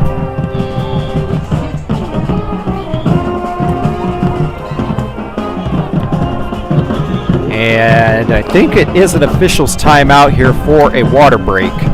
So 6:25 to go here in the third quarter. Still Cocoa Tigers hanging on with a 13-7 lead over the Bradford Tornadoes.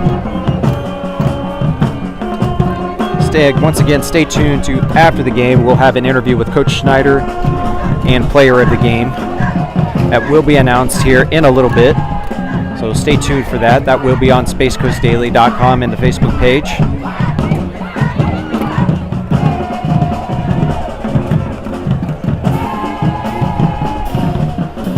As after the timeout, we have a 2nd down and 10 for the Bradford Tornadoes as they approach midfield.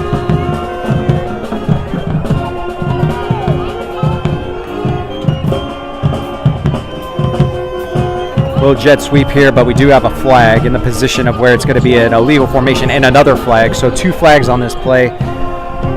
One thrown by the near sideline judge and then the other one by the right cap. So we're going to have 2 penalties here, presumably both on the offense.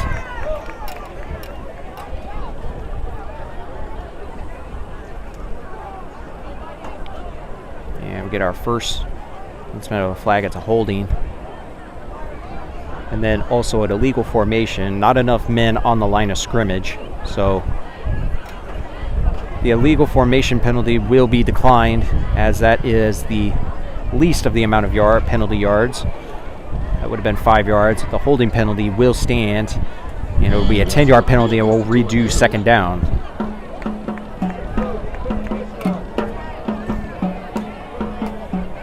Bradford Tornadoes have to get to the 43-yard line for a 1st down. Ball is placed at the 42.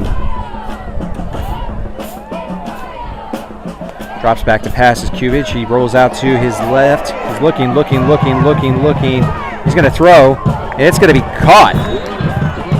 Caught there by number 9 for... Wow, that was impressive right there by number 9 for the Monte Nixon. Also has a touchdown catch here tonight.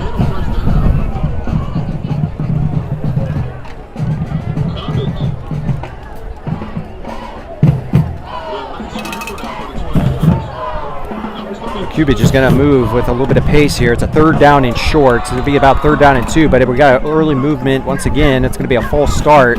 Now this makes us 3rd down a little bit more difficult here for Bradford. It'll be 3rd down and 7 coming up.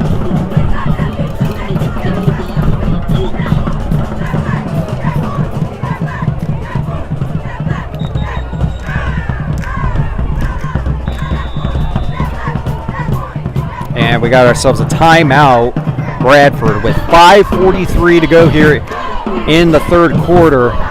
Bradford going to think about this one on a 3rd down and 7 coming up.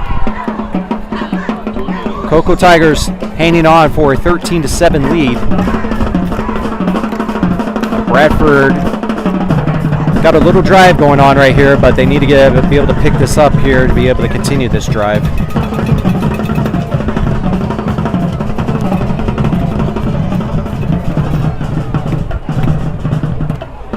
Thank you everybody here for tuning in on Space Coast Daily TV. We greatly appreciate your support and everything that, all the support that you guys give us throughout the year. We really appreciate you guys watching here on spacecoastdaily.com. Stay tuned for next week's game that we have as the Cocoa Tigers travel to Merritt Island next week. That game will be on Space Coast Daily.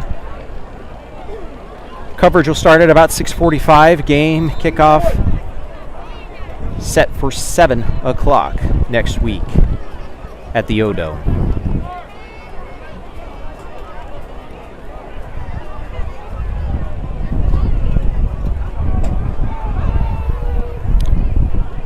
Ball placed at midfield.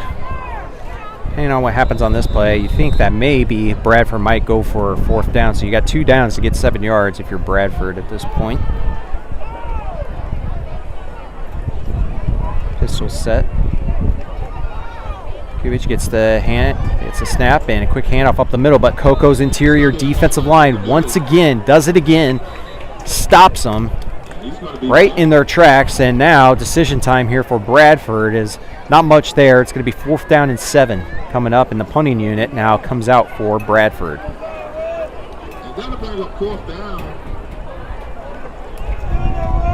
Great job there by that interior defense. A big number 56 for the Cocoa Tigers. Elias Wilson in on that one.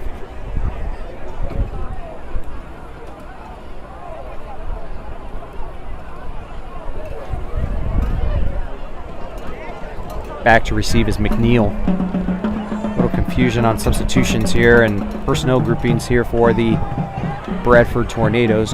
Kubich will be back to punt.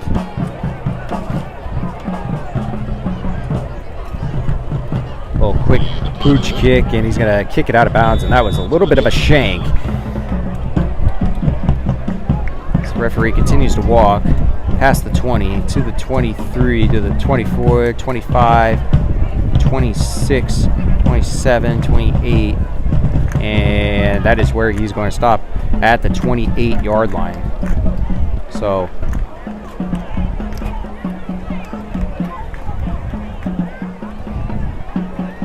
only about a 25-yard punt.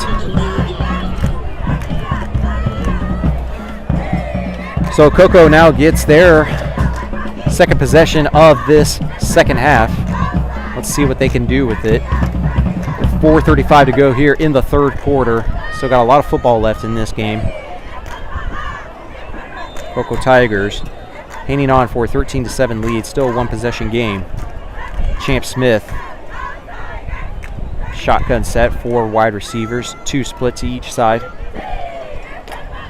Scott in the backfield. Smith drops back to pass, looking across the middle. It's got Hawkins across the middle. It's going to be an incomplete pass. Very dangerous how that ball just fluttered up there forever.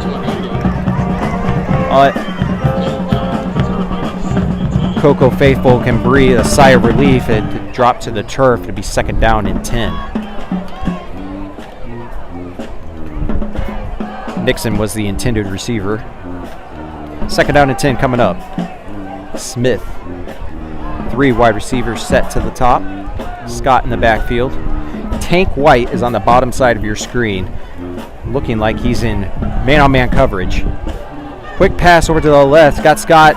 He's got some room too, and he's going to take off and get enough for a first down up to the 40-yard line. Great job there by Scott, knowing where the first down marker was. Got enough for the first down, moves the chains. Continues the drive for Cocoa.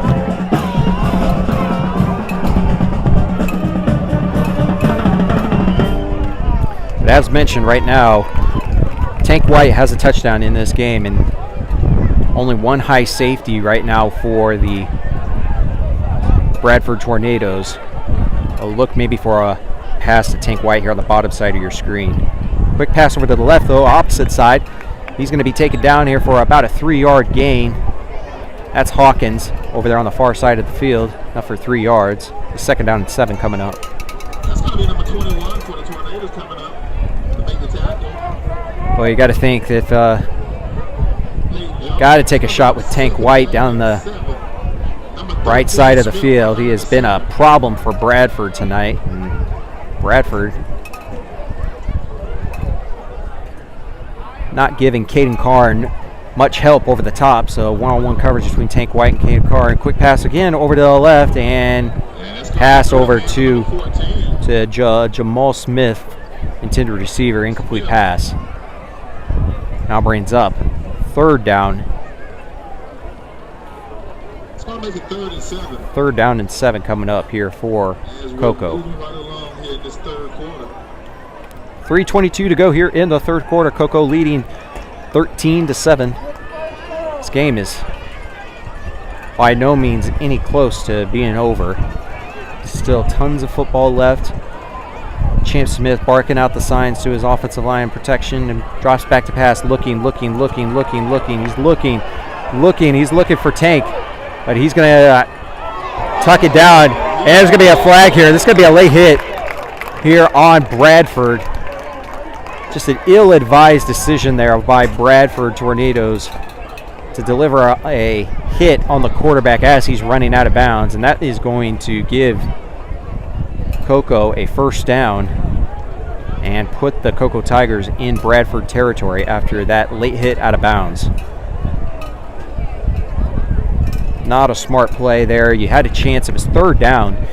The quarterback's running out of bounds. If you hold up, it's 4th down and long, and Cocoa's punting it. Instead, now Cocoa's continues the drive, gets a new set of downs. Now they're in Bradford territory. Just a really stupid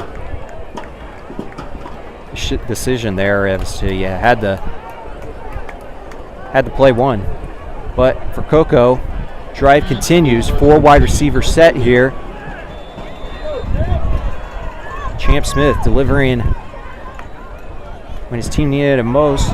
Drops back to pass, has his wide receiver Scott across the middle. A big hit across the middle of the field. He's going to be hit at about the 35-yard line, but close enough for another first down. So good job there for Champ Smith, standing in the pocket, seeing his man, his running back, on the check down.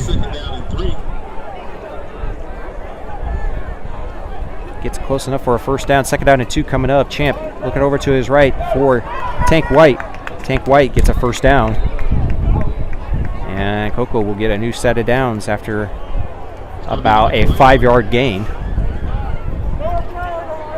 2:42 to go here in the third quarter. With the reception, enough to move the chains for the Cocoa Tigers.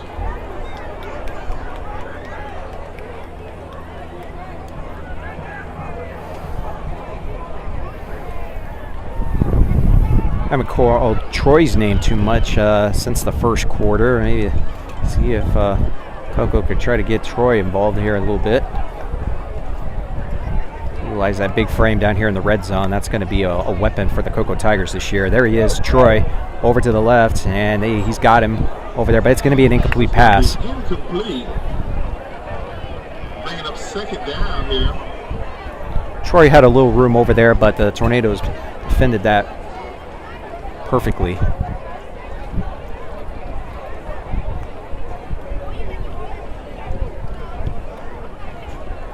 A little bit of a rub route on that one on the outside edge, and to no avail. Cocoa 2nd down and 10 coming up here for the Tigers as they get pretty close here to the Erdman Automotive red zone. And we got ourselves officials timeout. See what we got here. Officials are conferencing as to where this ball should be spotted. Going to place it at the 31-yard line after the incomplete pass. Now we're back underway.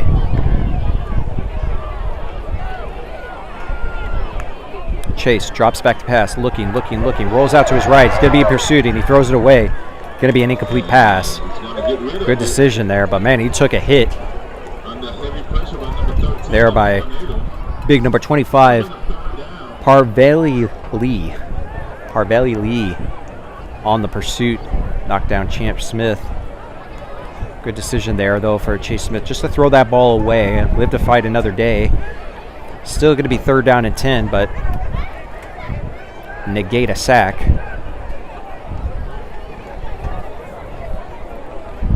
Empty backfield here for Chase Smith. 5 wide receivers.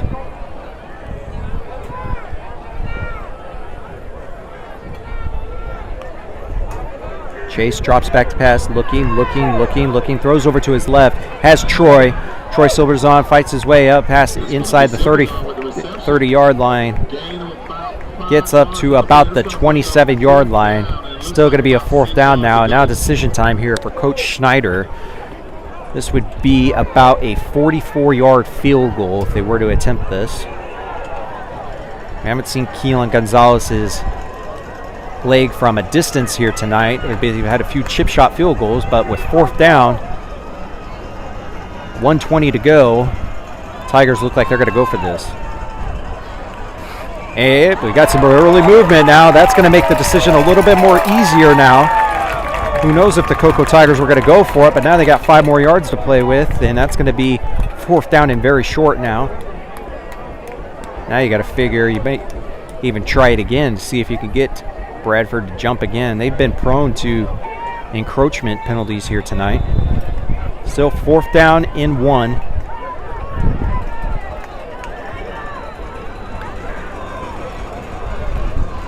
Tried it again. Bradford staying true.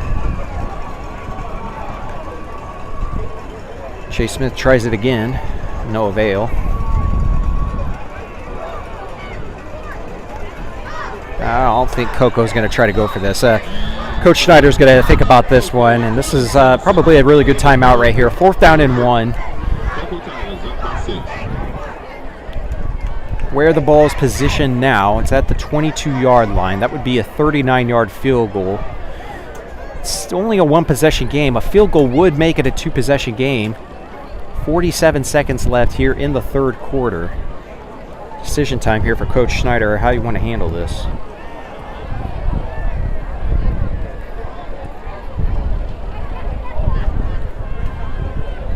Bradford has shown some ability in short yardage situations to stand strong, so it's just not as easy as lining up and running it straight forward, because the defensive front for Bradford tonight has actually played pretty well, all things considered. But it looks like the offense is going to come back down on the field.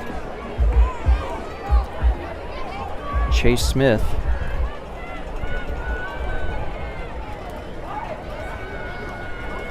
Champ Smith claps, tries to draw Bradford offside, no avail. Now he gets a call from the sideline, and they're going to go for it, but they're going to have early movement, and wow, it's going to hurt for Cocoa. It's going to be a false start. Now you push him back 5 yards, and now I would not be surprised if we see the field goal unit, and just as we thought, field goal unit now comes on the field. Well, it could have been a missed opportunity for the Cocoa Tigers to go for it on 4th and inches, but a false start penalty now makes the decision pretty easy now for Coach Schneider, bringing out the field goal unit. This is going to be a 44-yard field goal on the left hash here for Keelan Gonzalez.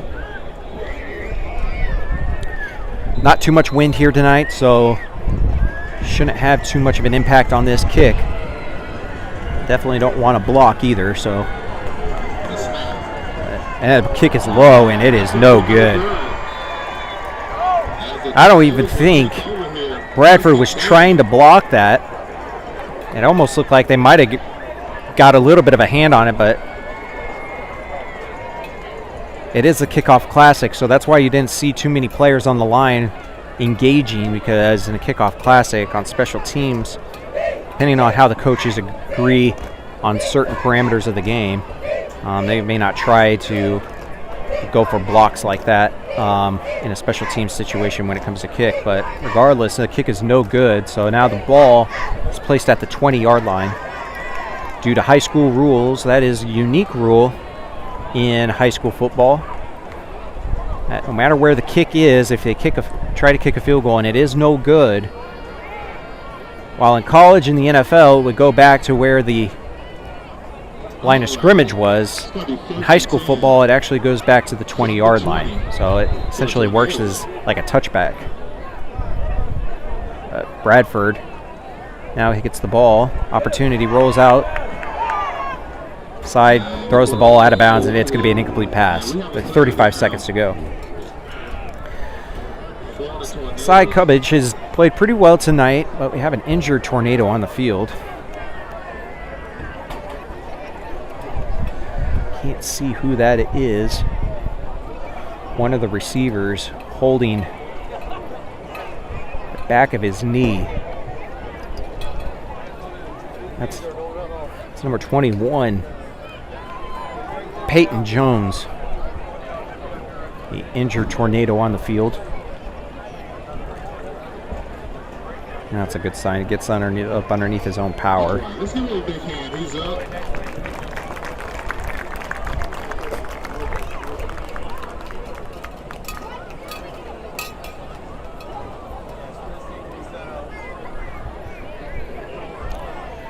Walking very gingerly back to the Tornado sideline, but underneath his own power, so that's a good sign.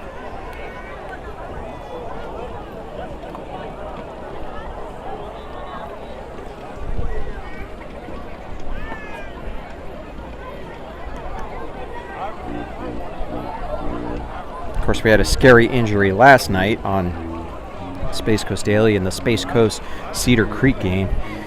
Actually had a player that was helicoptered out of the game, Caden Silcox. All indications is he is okay. It was a precautionary measure to be able for a head injury Quick incomplete pass over to the left side. Had his man, Jaquez Kaysen, who had a little bit of a step, a little bit of open field down there, but a high throw. Ends up an incomplete pass. Now 3rd down and 10 coming up here for Bradford.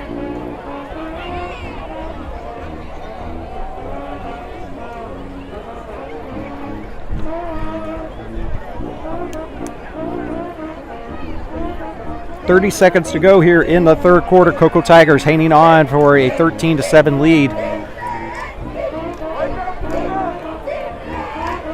Big 3rd down and 10 here. Sykovich drops back to pass, looking for his running back, but man, what a hit there by the Cocoa Tigers. Big number 10, Tyan Jacobs. Tyan Jacobs with a big hit across the middle of the field. Delivers a big blow, and now 4th down and 11. Punting unit is going to be coming out here for Bradford, as that is going to be the last play of the 3rd quarter. So, after 3, Cocoa Tigers leading by 6 points, 13-7. Still a 1-possession game. Don't go anywhere. Cocoa Tigers are in a game here in the Kickoff Classic.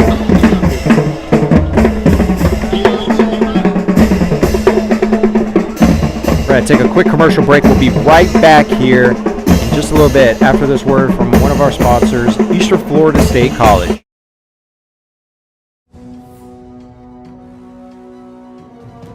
This is where we're building the future. This is where we meet the challenge, where leaders emerge and careers take flight. This is where you discover new opportunities. Choose to stand where excellence lives, where titans rise. Eastern Florida State College.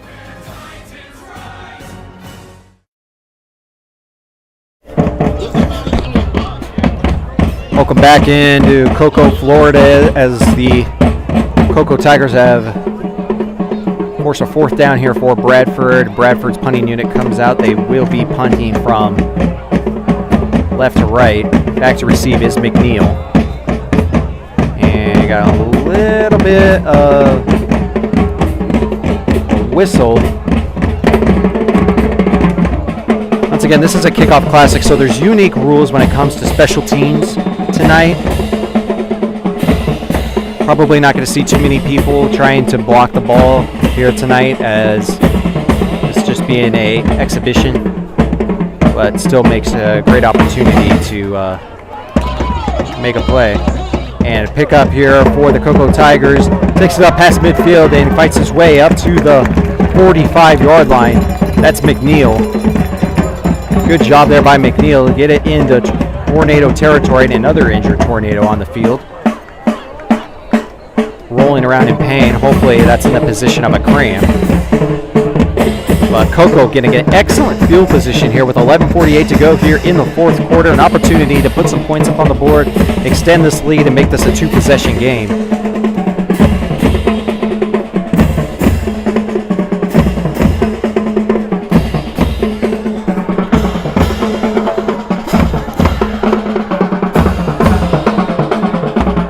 Great field position here for the Cocoa Tigers with 11:48. Been stuck on that number 13 there for a while, had the Cocoa Tigers. Did not score any points in the 3rd quarter. Neither team did. Still only a 1-possession game here. Quick pass over to the left, and it is going to be a flag here for early movement. Early movement there by the Cocoa Tigers, going to push him back 5 yards, and now it is going to be a 1st down and 15.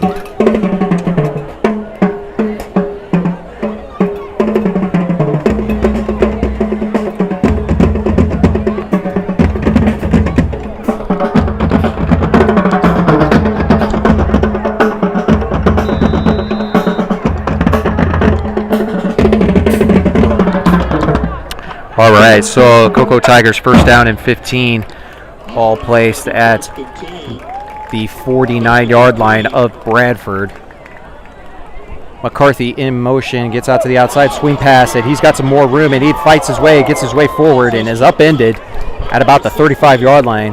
Good job there by McCarthy to hold on to the ball, and it is going to be enough for a Cocoa first down, I believe. Yep, they're going to give it to him. So first down there. Nice job there by McCarthy,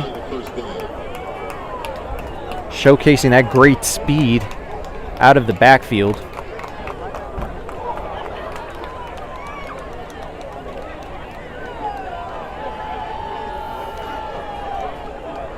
Champ Smith in the shotgun. Claps, drops back, gets a snap, looking over to his left, and has his wide receiver. That's Hawkins. Hawkins gets the reception inside at about the 30-yard line, so good gain there for about 5 yards, so second down and 5.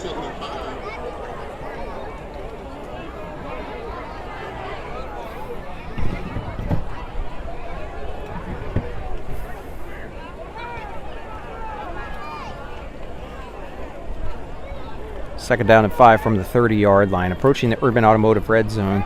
Champ throws over to the middle to Troy. Troy has it, and it's going to be enough for a Tigers first down once again. Nice job there by Troy, knowing where the coverage was and kind of situating himself in between the linebacker and the defensive back. Good read there also by Champ Smith to dissect that defense and throw the ball to Troy in a tight window. The ball's on the turf. It's going to be handed off, though, to McCarthy in a broken play, and he's going to get it back maybe to the line of scrimmage.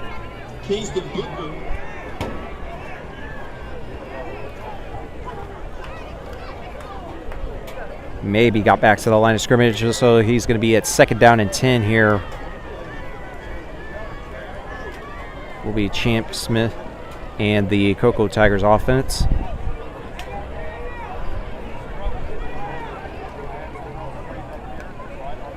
McCarthy in motion. And a quick pass over the middle, and that is almost intercepted there by Bradford.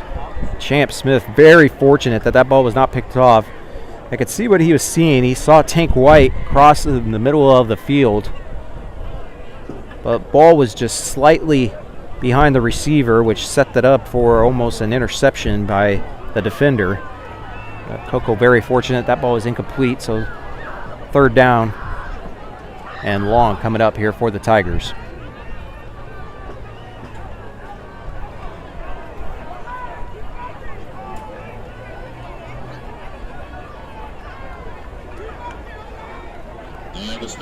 Champ drops back to pass. A quick high pass over the middle to Troy, and he has an incomplete pass. That ball was just a little bit overthrown, just a tad, but you could see where the placement was. He was trying to get it to Troy where only Troy could get it, and it was a valiant effort there by Troy to be able to try to reel that one in, but it would have been tough in double coverage. So now the field goal unit's going to come out here, and Keelan Gonzalez is going to attempt his fourth field goal of the night. 2 for 3 here tonight. This one's going to be right up the gut, right up the middle. It's going to be about a 39-yard field goal. And we got ourselves a flag, and that's not what you want to see if you're Coach Schneider. And now this makes this maybe another 44-yard field goal.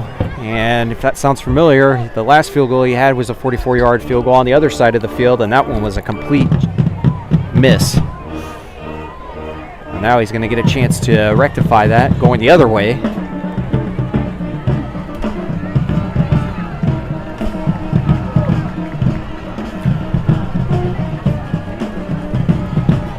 Ball's placed right in the middle of the two hashes. And kick is up, and the kick is much better hit, and it is good. He got it.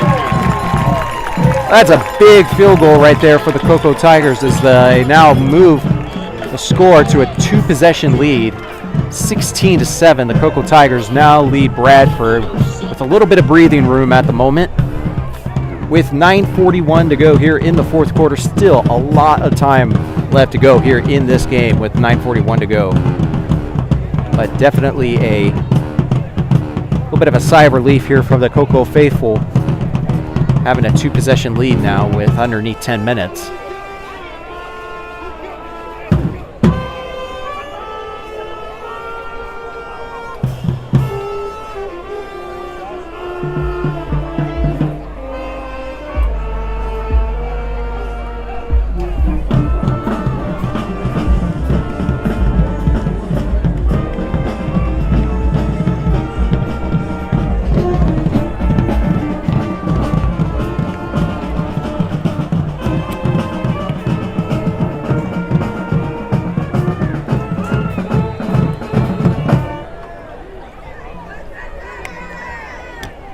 Keelan Gonzalez with a little bit of a pooch kick once again up to the 30-yard line. Going to be taken up by one of the Bradford Tornadoes, and he gets his all the way. Ball's on the turf. But they're going to say he was down. I don't know. That was pretty close to being a fumble from up here in the press box. We're pretty far away, but that was pretty close to being a fumble, but they're going to say that his knee was down. And Bradford going to get excellent field position once again on a choice by Cocoa to try to pooch kick that. Interesting call because it right before the half, they made the decision to try to pooch kick that, and then Bradford took it back to about the exact same point that they are at this point, and they drove down the field and got a touchdown from it. Regardless, Bradford takes over. Quick handoff up the middle to the running back, but he is going to be stuffed behind the line of scrimmage. That is Jermaine Waters. Read that perfectly. Jermaine Waters, great job there on reading that perfectly. Senior Kendall Gordon. Junior Zariah Hart. Brings up 2nd down and 12 here for Bradford at the 9-minute mark and rolling. Cocoa fans and Cocoa faithful would love nothing more than to get a 3 and out, get the ball back into their offense and kind of milk some time away. Quick handoff over to the left side. He's got some room, and he's going to be getting enough here for a 1st down. Great run there by... I had a hard time trying to see what the number is for 27 here for the Jarrell Harris. Jarrell Harris, actually. Jarrell Harris, that's the first time we've called his name here tonight. He's been doing... getting a little bit of action here in the 4th quarter.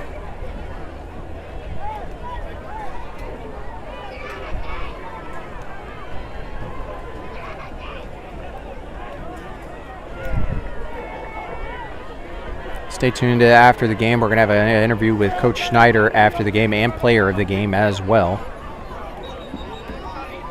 assuming they win. Quick handoff up the middle.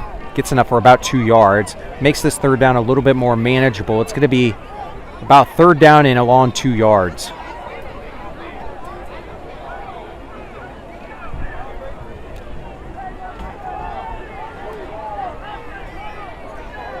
Clock still continuing to run underneath 7.5 minutes now.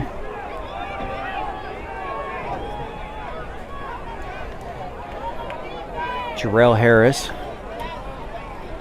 And a little bit of a keeper there. We got a Jackson Parmeter is in the Wildcat formation. It takes the keeper, runs right up the middle. So Parmeter getting some playing time here, and well, I thought he was going to be in the Wildcat positions. Actually, he's going to be the quarterback, at least for this drive.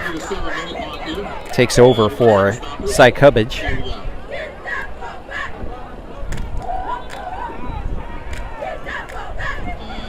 Little confusion here. It's a first down and 10, new set of downs.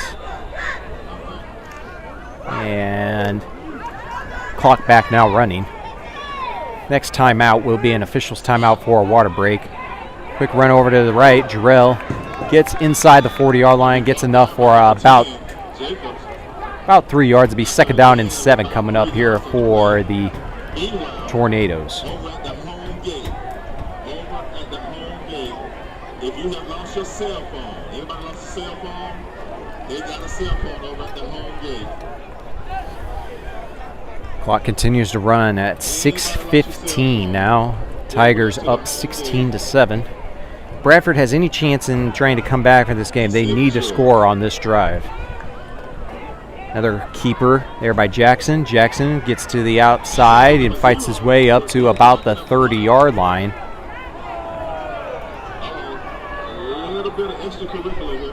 We had a little bit of activity after the whistle there, but no whistle, no flag. Second down coming up here in about, actually, nope, they're going to give him the first down. He's actually got a first down. New set of downs here for the Bradford Tornadoes at the 30-yard line. Clock approaching 5.5 minutes now. Bradford kind of simply taking their time on this drive. Quick run up the middle, and he's going to be body slammed down to the ground. Picked up and thrown down is Jarrell Harris, but that might have been a casualty as an injured Tiger rolls around in pain. Might have had the wind knocked out of him.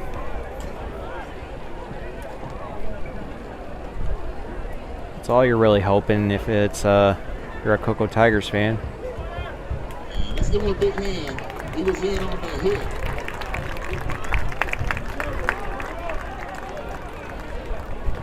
He's still kind of feeling it a little bit. Take a breather here with 5:29 to go. Tigers are leading 16-7 in two-possession game, but Bradford trying to get some points up on the board and crawl back into this game, make it a one-possession game.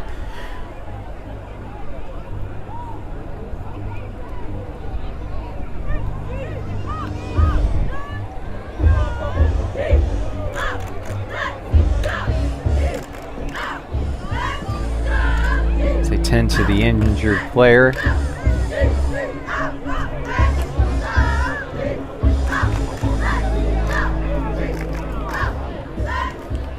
Still a lot of time in this game. Bradford does have a couple timeouts in their back pocket should they need them at this point. But they need to get some points up on the board here if they have any hope of trying to crawl back into this game and maybe pull off an upset here tonight. Quick handoff up the middle to the running back for Bradford. That's Jarrell Harris.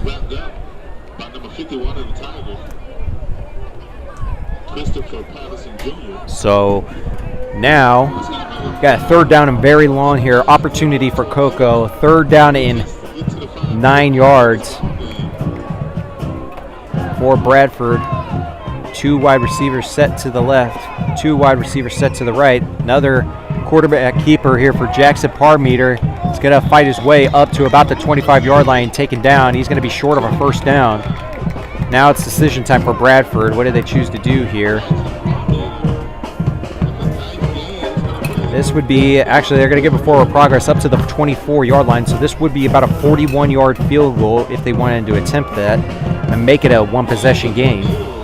But it looks like the offense is going to stay out there on the field. It's going to be fourth down and 4. A long 4 yards coming up here for Bradford. And if you're Cocoa, you got to be wary of the offside trying to draw you off. Bradford tried to draw Cocoa offside. Cocoa didn't bite. Again, clock is continuing to run, and Bradford has absolutely got no urgency at this moment. Now they're going to call a timeout, and just kind of a little bit of an indecisiveness, I think, from Bradford on how they wanted to handle this. They wanted to try to draw Cocoa offside, but then they let 8 seconds off the clock go down the drain. So now they call timeout with 3:52.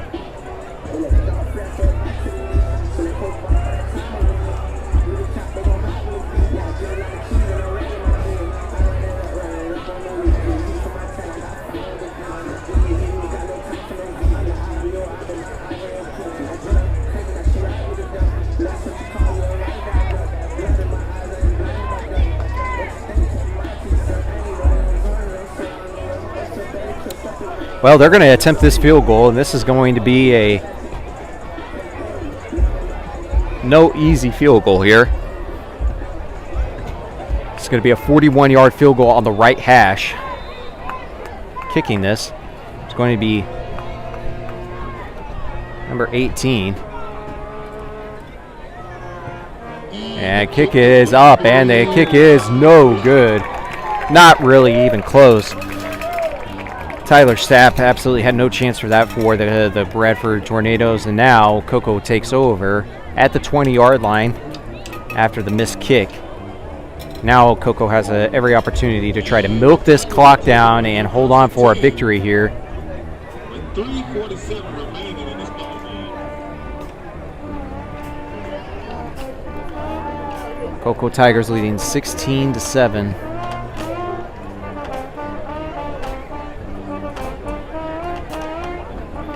Well, the difference in this game so far is Keelan Gonzalez, who has 3 field goals tonight.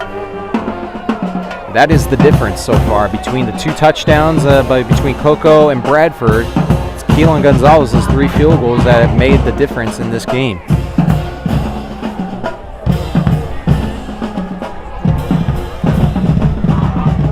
Well, I know Coach Schneider probably wouldn't be happy that his team is settling for field goals. It's got to be a positive sign that you got a field goal kicker that you could be able to utilize in games like this, and you know you're going to come down to some games down to the wire here later on in the year. It's good to know that you have a field goal kicker that can be able to maybe put one through the uprights. So I know Coach Schneider, we'll talk with him after the game, but I know that's probably one of the highlights he'll probably say that he's probably pretty proud of right now. Defensively, the team has played pretty stout, with the exception of the touchdown right before the half to Camonte Nixon, and the Tornadoes have had no answer for this Cocoa Tigers defense tonight. As the Tigers continue to let the clock drain down inside 3 minutes, it's going to be a keeper, but it's going to be flagged, and we're going to have a pre-snap penalty here in the position of a false start on the Cocoa Tigers. So that will back the Tigers up 5 yards. They'll redo the down, and then even more importantly for Bradford, the clock stops. So 2nd down and 15 coming up here. Oh, actually more than that. It's going to be, actually they're going to say it's going to be a 2nd down and about 11 coming up here for the Cocoa Tigers.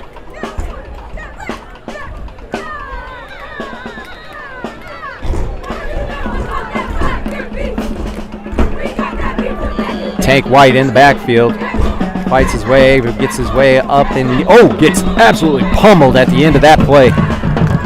Oh.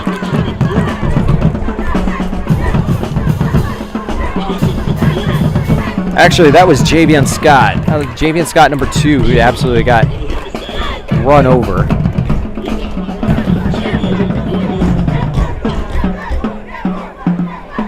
Well, thank you everybody here for tuning in to Space Coast Daily. Stay tuned for our interview with Coach Schneider and player of the game after the game. Cocoa Tigers looking like they're going to be victorious tonight unless a colossal failure here in the final 2 minutes. The Tigers are just going to try to run this one out and eat some clock, and Bradford can't really do a whole lot with it. They only got 1 timeout. Bradford's going to stop the Tigers at the 36-yard line. Clock will continue to run inside 2 minutes. Be 2nd down and about 4 yards. Stay tuned next week.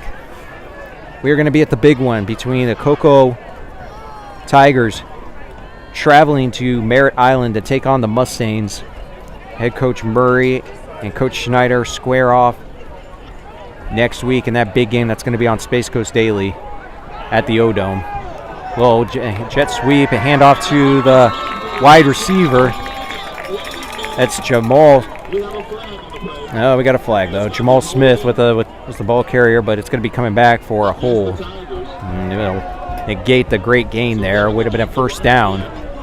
Now sets up about 2nd down and 14.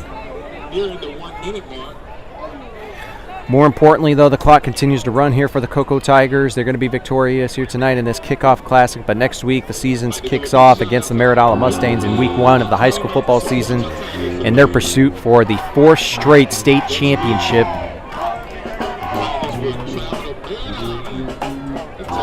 If you're a Cocoa fan, there is some highlights here tonight, some things you could take away from this game you feel pretty positive about. You like the performance by Tank White. Champ Smith performing pretty good. Your defensive front looking very solid in the interior defensive line. Scott runs up the middle, fights his way up forward, and continues to push him forward. Nice tough run there by Scott, getting up to about the 39-yard line, close to a first down. It's going to be about 2 yards short. More importantly, the clock continues to run. But I think Coach Schneider will also say there are also some things to be able to work upon as well as they get ready for next week against a very experienced Merritt Island team that will look to try to pull off an upset over the Cocoa Tigers. Quick pitch over to the left by McCarthy, and we got ourselves a flag here coming in late. Clock stopped at 34 seconds. It's going to be in the position of probably a face mask. Yep, personal foul face mask on the Tornadoes. So that will be a first down, and that'll basically be the end of the game now. Cocoa can just let this clock run all the way down, and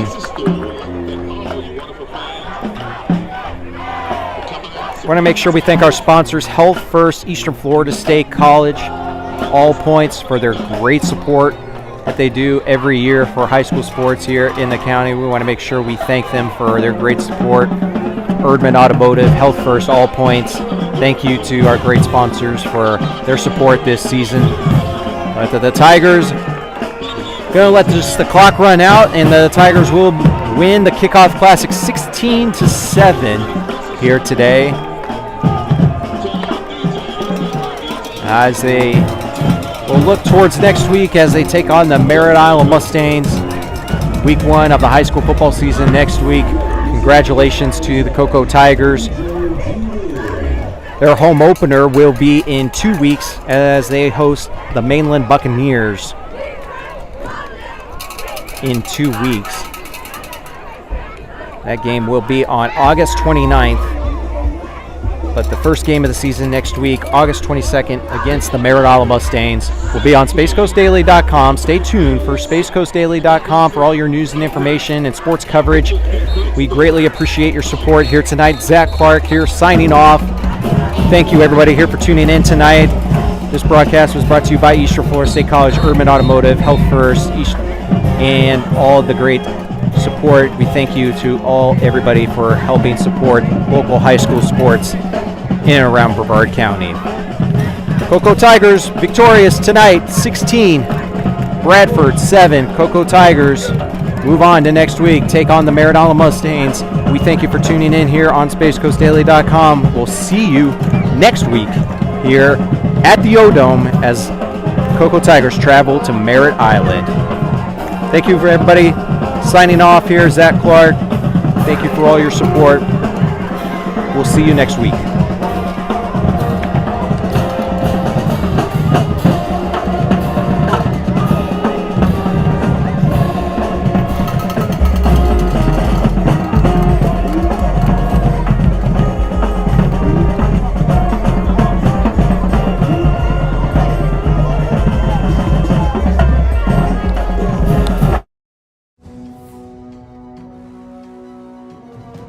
This is where we're building the future. This is where we meet the challenge, where leaders emerge and careers take flight. This is where you discover new opportunities. Choose to stand where excellence lives, where titans rise. Eastern Florida State College.